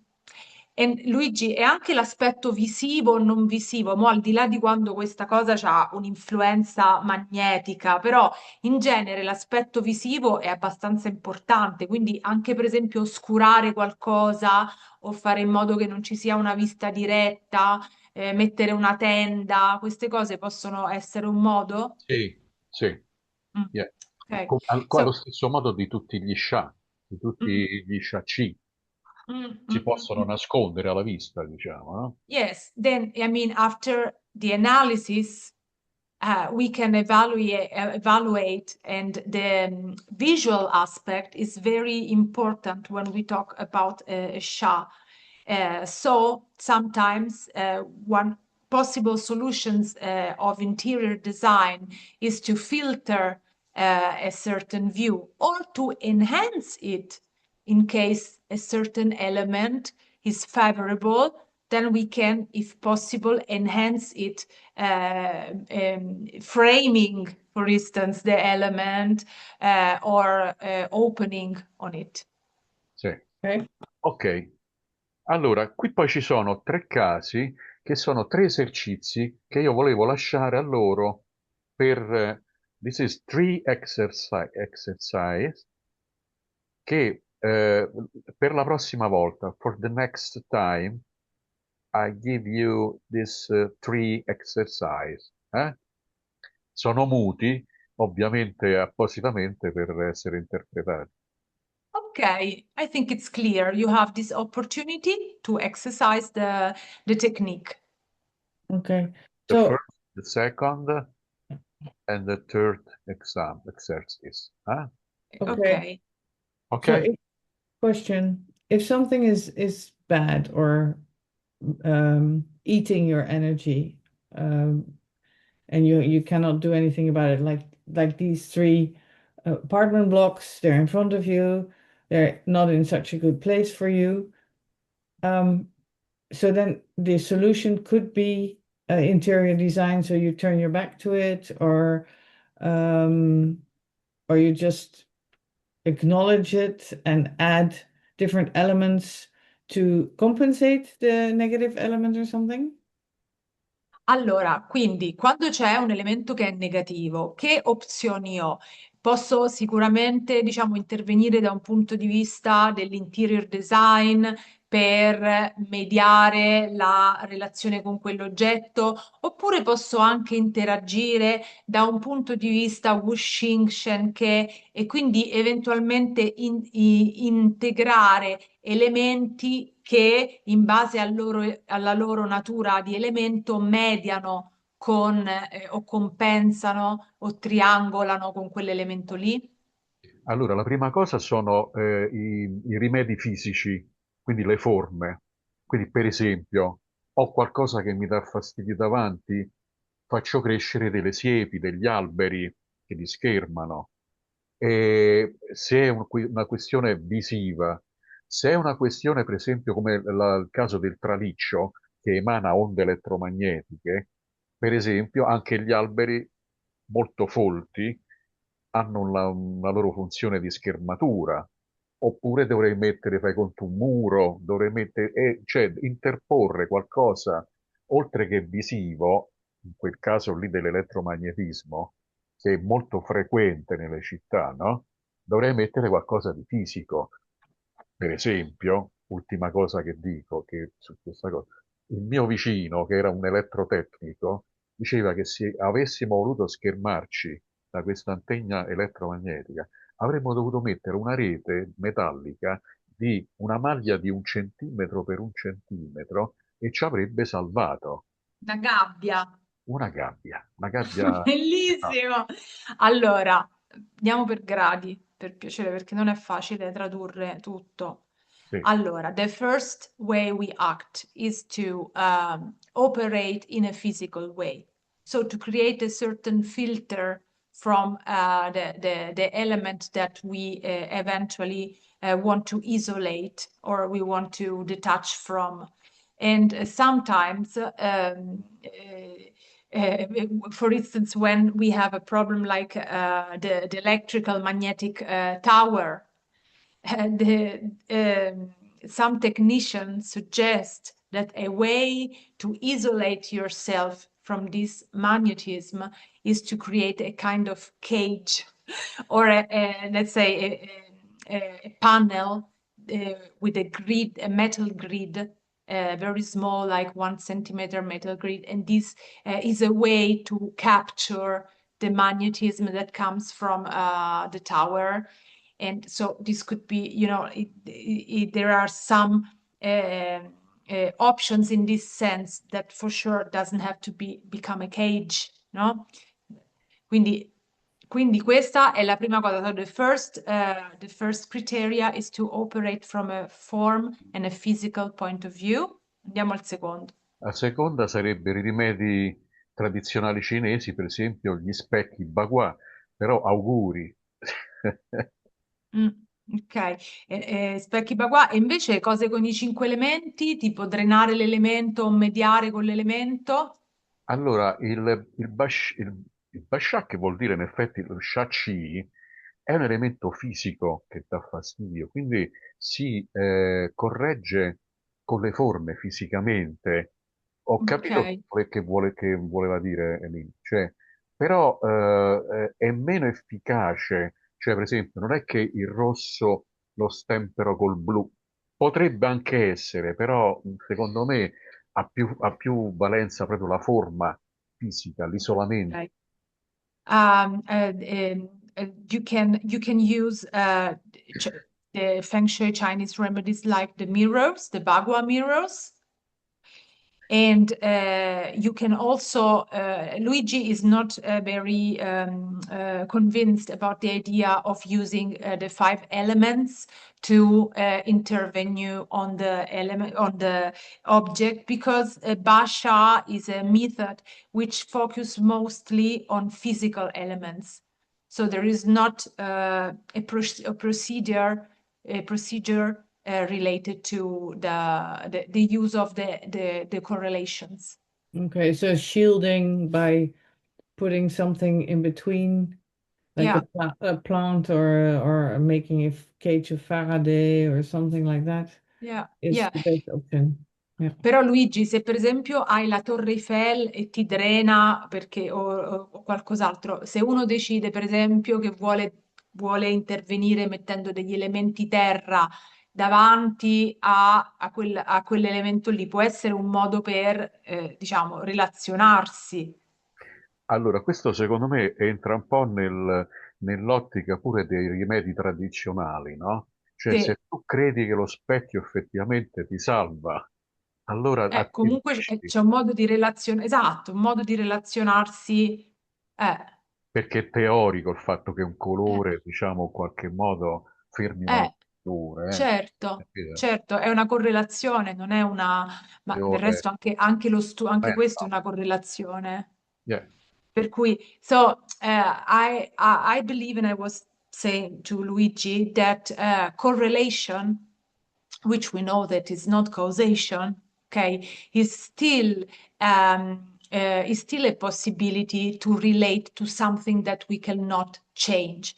We have Yeah. always the opportunity to propose to our client, in case there is nothing you can do from a physical point of view, to mediate in the relationship to an element which is not favorable. And I believe that we can use correlation in that situation and use elements that mediate the relation to the unfavorable element, diciamo object. So imagine if you have, if the Tour Eiffel that is fire is somehow draining me, it would be nice to, and I have a window framing that tower.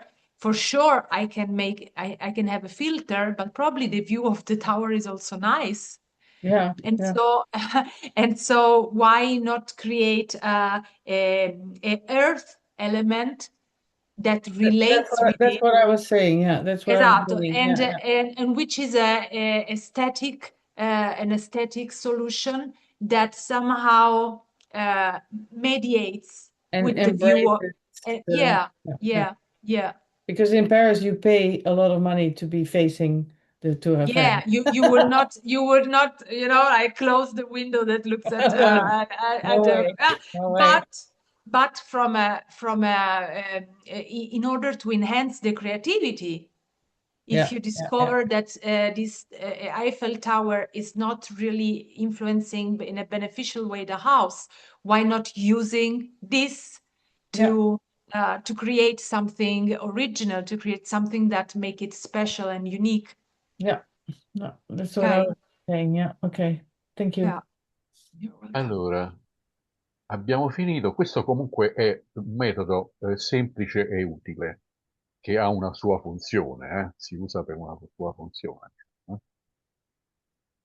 Ok, questo è un metodo, scusami. è un metodo, diciamo, tra i quattro, è uno dei metodi, è il metodo più semplice, ma Okay. è anche utile perché ci See, see, rivela. see, see. So, in comparison with the previous three methods, this one is probably eventually one of the most easy one, but also one of the most usable. So you can record to this method. You can use this method very easily if you are in a situation in which you want to assess the influence of external bodies, elements that are in the very closest context of a house. Ok, allora, per ultimo abbiamo un esercizio di Evelyn. Evelyn, your exercise. Eh? Oh, Okay. my exercise of trying not to forget the method. Yeah, sure. Cioè, Evelyn ci tiene a dire, non è che ho fatto chissà che, cioè, più che altro sono esercizi, applicazione, è un'applicazione che lei Yeah. fa per fissare il metodo. Sì, Quindi allora, Yeah. guardiamola.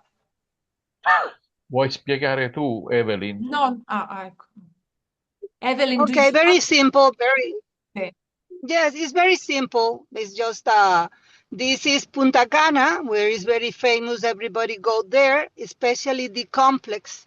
This belong to a whole family and this area, and they sell lots or sell houses, or you can buy the lots and you create your own houses. So I choose a friend of mine, which is the engineer in this, the architect in this zone. He do a lot of houses there. Suggest me this area just to see the methodology of looking the water that is entering and is going out with a meandering road. Yeah. Okay, this area do not have mountains, just because they're a very flat area in the country, and this is I choose. He allowed me to choose one house because he's gonna build a new one lot in another one, and he wants to try with me to exercise and do some feng shui over there. But just as simple as it is. This is a complex where you get in through this straight road, and it's private. You cannot, not everybody can get in so easily. So you have to have a guard with a lot of, security. And then you will find different private houses around that everybody can build with certain rules that not higher than 2 levels, and also there's no fence, no limitations around, so you can see everything's gonna be open because you don't need to separate the house from the environment, like everybody do when they buy a house in another area. They try to enclose their houses. Here you have to build open. Everything is open because there's a lot of security there. And we are going to check this one that is in the square, this house that I choose. He built it a long time ago, about 2 years ago.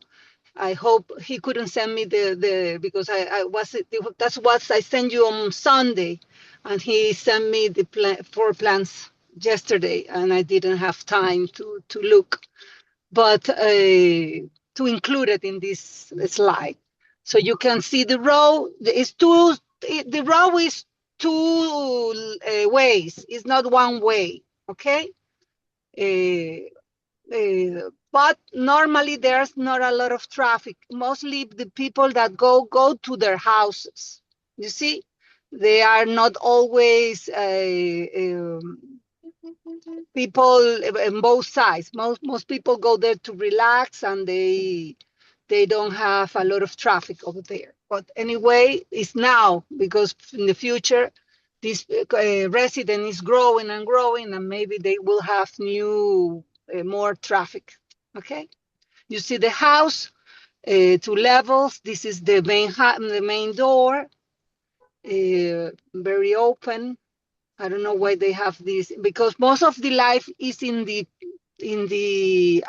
inside, in the side of the pool. Okay.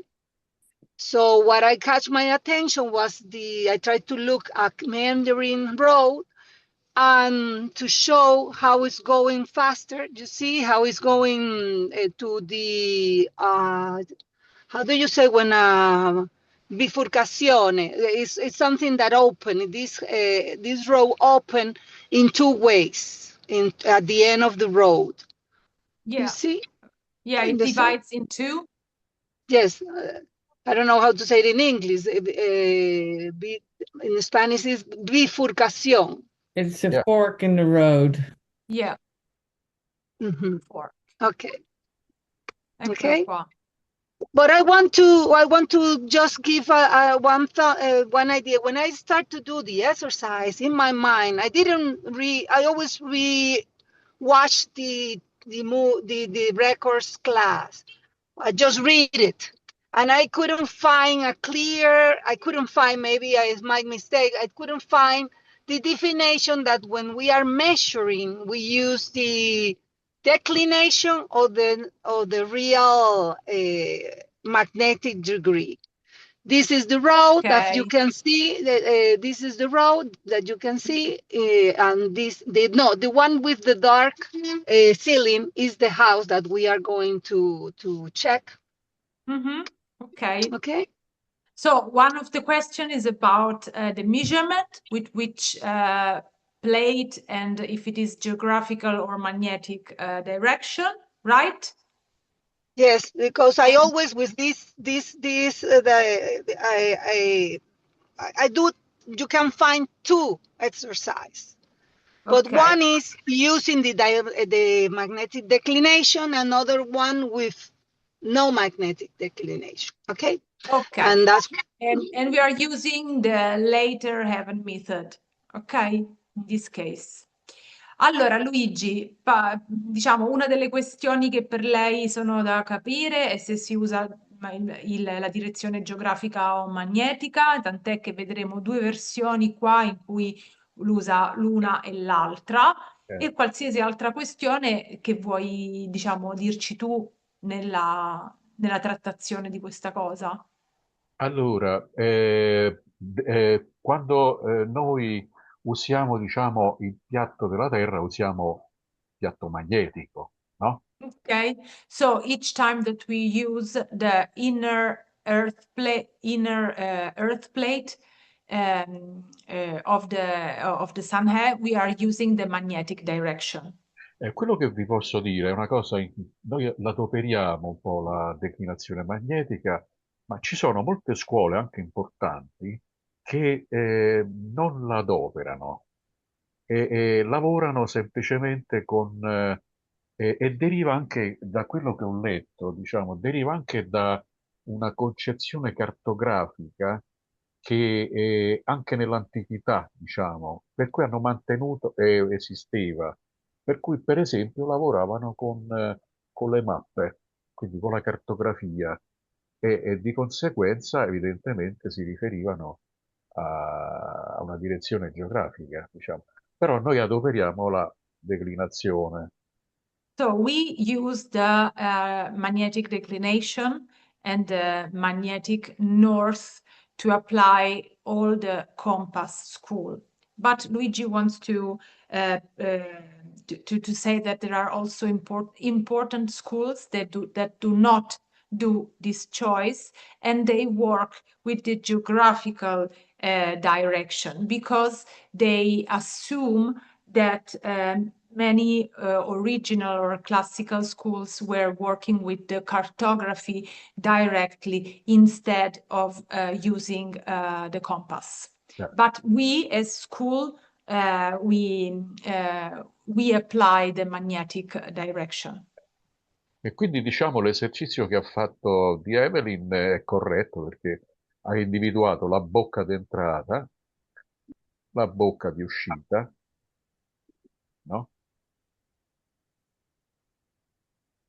Quindi volevo dire, ha Okay, individuato. so what you do here, Evelyn, is correct because you define the incoming water and the outgoing water, and the way that you look at these 2 points on the map works.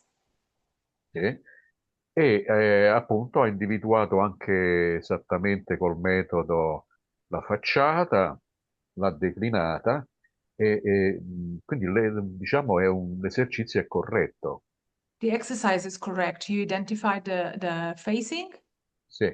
Quello che volevo dire è che ribadisco un'altra cosa, quello che hai già detto tu, Dani, che da un certo punto di vista, se vogliamo prendere in considerazione tutta l'area, questo è l'ingresso e questa è l'uscita del giro completo.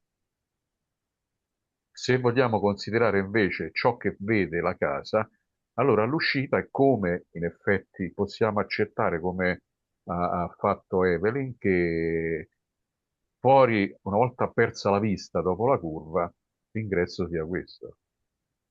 Okay, so a reflection about the scale that we use when we look at a water course. In this case, it is a road, but it's the same.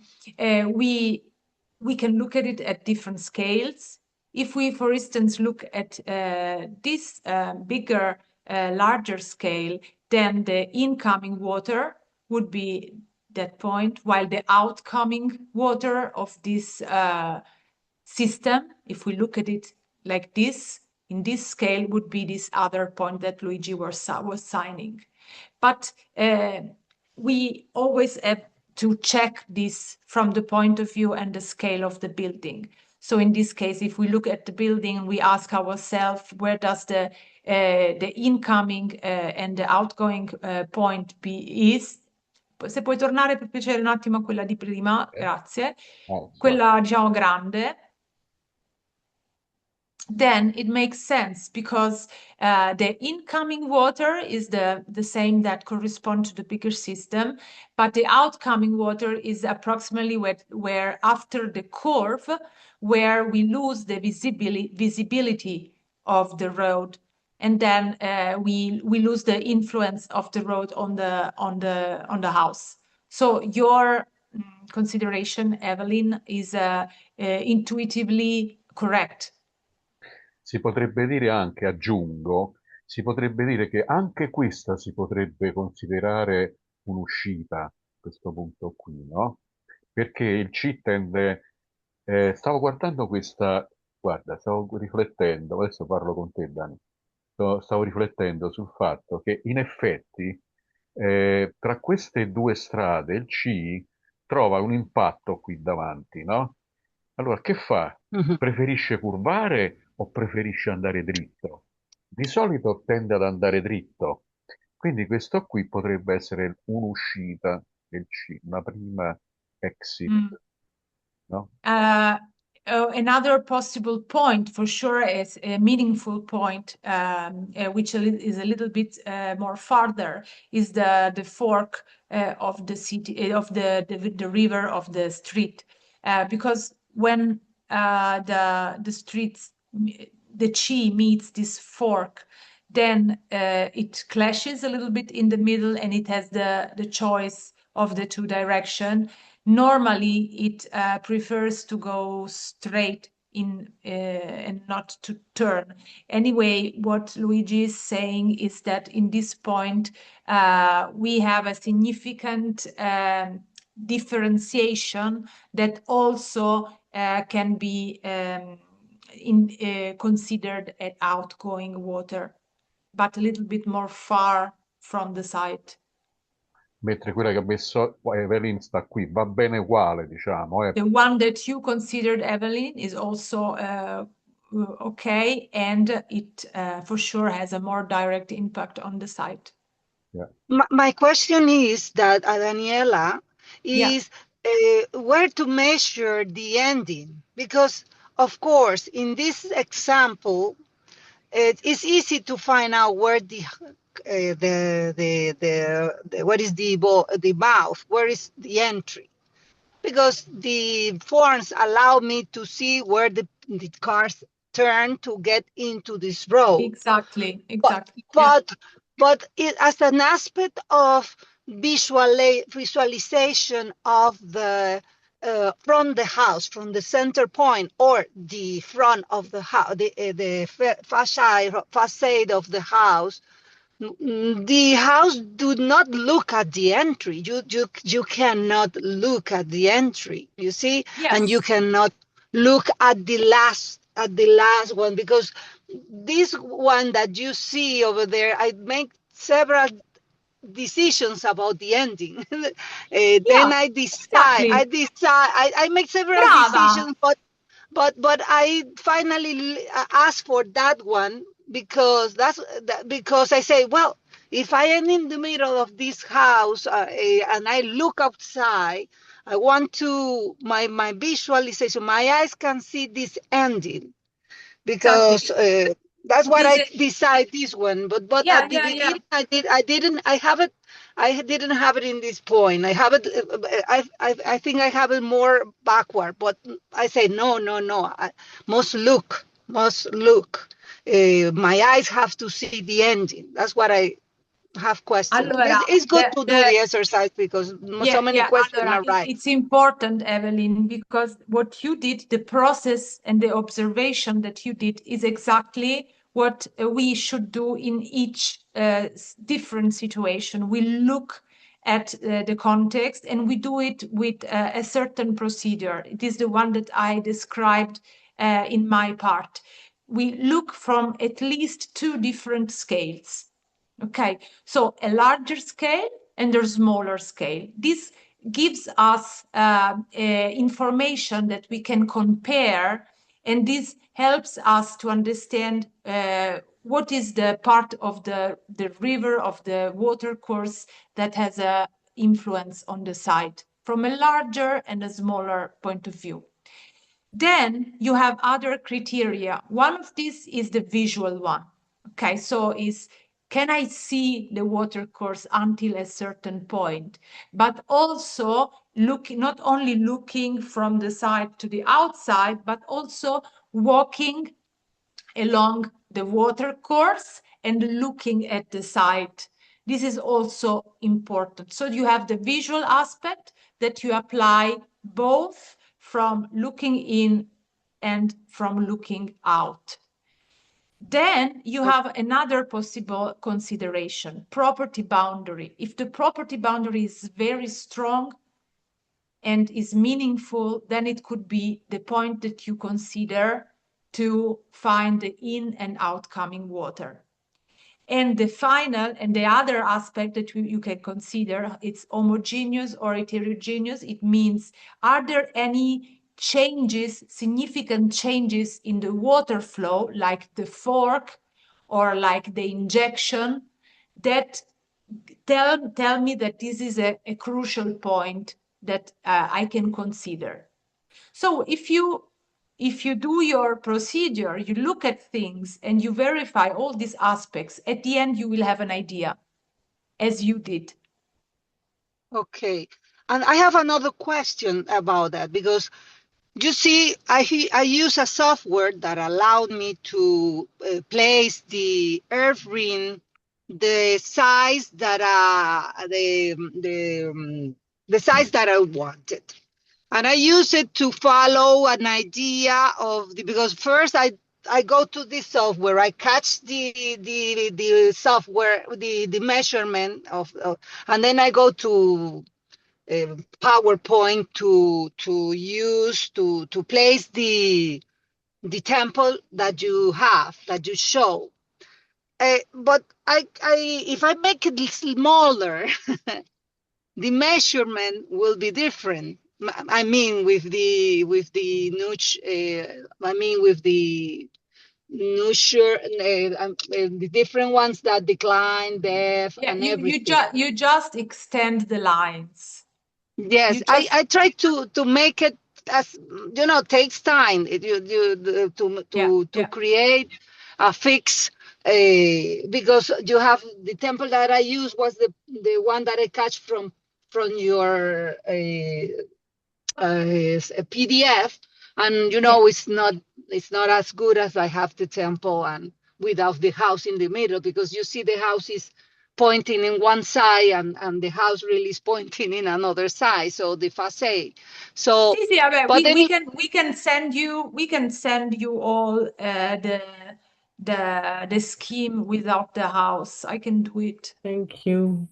Yeah, yeah. will be great, because for everybody will be much better to get exactly the correct measurement. Yeah. I did it because Yeah. I have At the end some of the ability. course, I verify that you have all the schemes in PNG would be good PNG, eventually, so you can apply it without PNG, background. PNG, Okay. PNG, yes, because it's transparent, no? Great. Yeah. That's Transparent. nice. yes, Okay. Okay. Yeah. Yes. okay, perfect. Okay, and let's go, because I have my question about the final result. I mean, because you enter in depth, right? If I can see, because I in the car. I'm sorry. You see, when you measure, I use a middle point. That's why I first create a center point from the house, and then I place the temple on the top.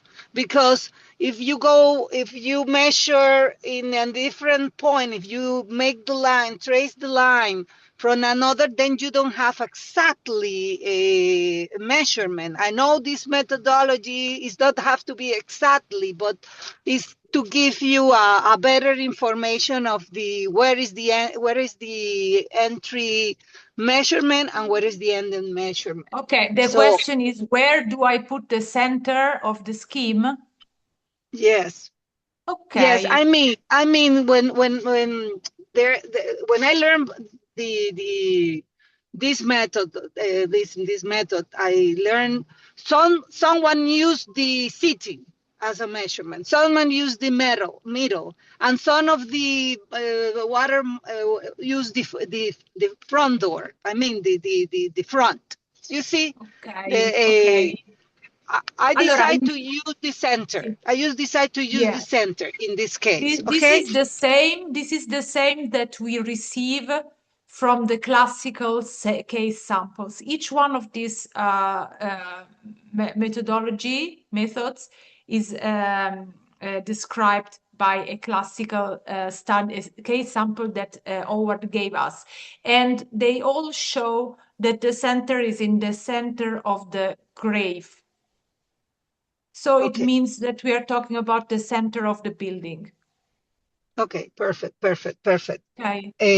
So I use this as a reference, even Yeah. they are as the one that you have showed that we use the measurement is from the back, but always we place it from the center. We measure If from it the is a city. building, see, because imagine you use this method when you were creating a grave site. So you find Okay. a shoe, you find a place, okay, you find the exact point which you consider the center of this new universe that you are creating. Each time the measurement is like to create a sacred area. And a sacred area has a point of application. So when they were looking for a shoe, the sacred site where all the energies were converging, you create a center, because from that you order the world. You say from that point everything will be read, everything will be assessed. Okay, so that center was always the center of the gravesite. Now we apply it to our practice, and we can talk about the center of a building if you are assessing a building. Okay, it can be the center of the city if you are assessing a city, and eventually the center of the city will be the parliament or the most important building of the city, the head. So each time you decline you apply the principle to the single situation. But our reference point is this very special moment in which these ancient masters were finding the hue, the point. Allora, So this point was the sacred area that gave order. Dici, Luigi? per esempio, no? Se volessimo prendere in considerazione tutta l'area, questo è come un a bag, sacchetto, no? Like a bag, eh? Aspetta, ok, tu dici if we were considering the whole area, the Yeah. area has the shape of a bag, Of a bag. No? This is the mouth of the bag, diciamo, no? and this would be the mouth of the bag. Allora, io metterei questo elemento qui, adesso, vabbè, diciamo, guarderei a che direzione appartiene questo fronte per scegliere uno dei 4 giù, no? Delle ruote, lo metterei orientato a nord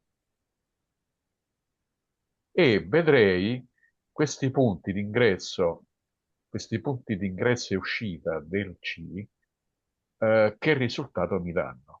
E quale useresti come centro? Il centro userei questo, il baricentro è questo. Useresti il centro fisico, the physical center, yeah. Perché userei la forma. Questo lo userei come phasing, no? Quindi individuerei what Jew is this, no? Questo qua, la facciata, e andrei a mettere i 12 stadi di vita dell'elemento. Okay. So Luigi is saying, in case I would assess this part of the neighborhood, then I would easily define a center, which would be the barycenter, let's say the physical center of this shape, and I would consider as a facing this line that is the one that includes the entering of the energy in the system. Yeah. And then To according measure this area, this side of this area, to see what kind of energy is getting in and what kind of energy is getting out in this whole area of this side, right? exactly. That's what, yeah. it will be great. It will be great because this area is developing, and this is the last area that the owners of the whole complex, they start to allow to build, and people can buy houses. This is a very expensive area, very, very, very expensive area. Any house of that can be 5 or 10 million, depending of the lot. But you see,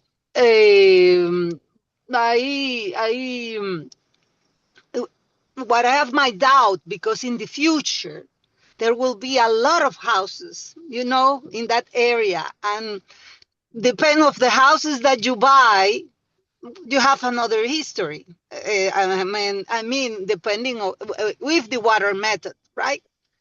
Certo, Evelyn. It depends always what you are assessing. Now, this idea of Luigi of assessing the neighborhood would give an idea of a general idea.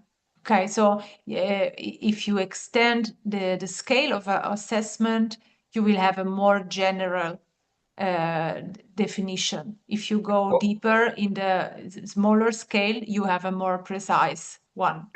È un po' come quando tu, per esempio, analizzi un intero edificio, poi per ogni singolo appartamento lo analizzi per conto tuo, diciamo. Okay, it's like assessing an entire apartment buildings or a single building. You have a different approach.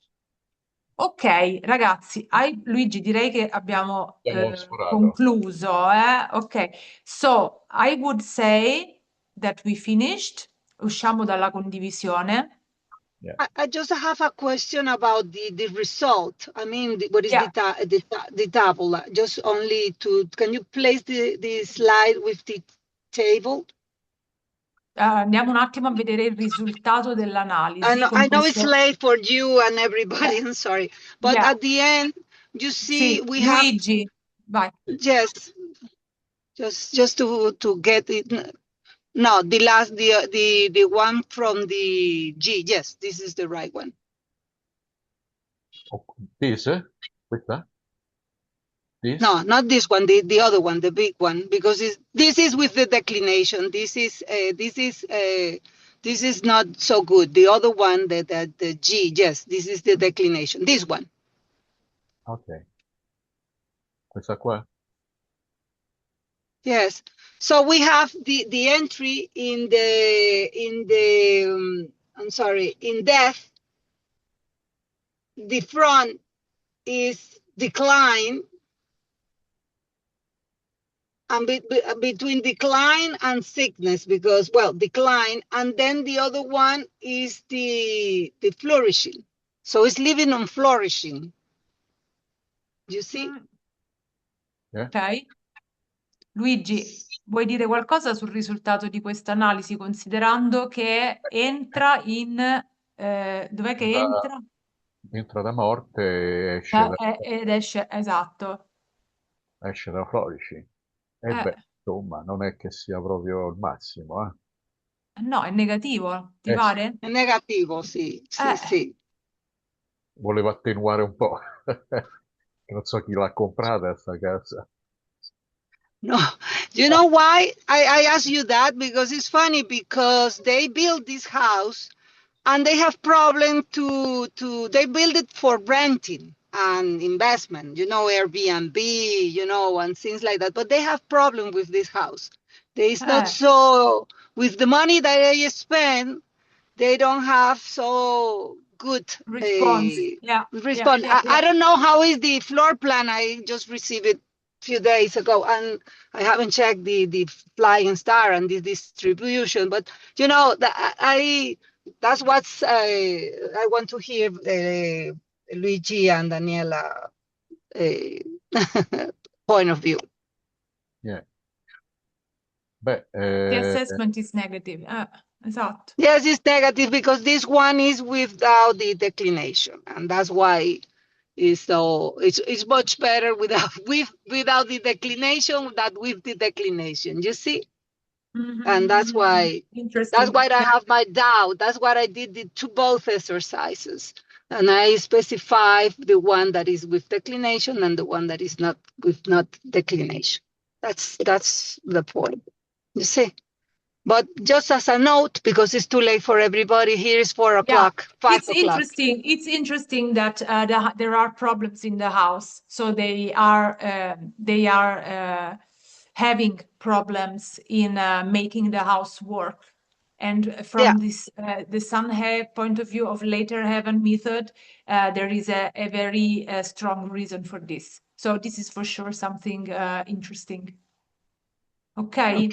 Thank you very much. Yeah. And you're welcome. Luigi, can you send us the temple of the next exercise so we can make it? I can make it. Don't worry. Sì. I will give you. I will send you everything. Ok. Grazie, ragazze. Ok. Ciao. Thank you. Ciao. Ciao. Ciao, Ravi. Thank you so much. Ciao. Thank you so much. Good night. Partedina. Che good day. It's a long day. The long day. Now you start. Now we go. You have incoming water. Now you have outgoing water. It's a long day. See ya. See you. Bye, Ravi. You also.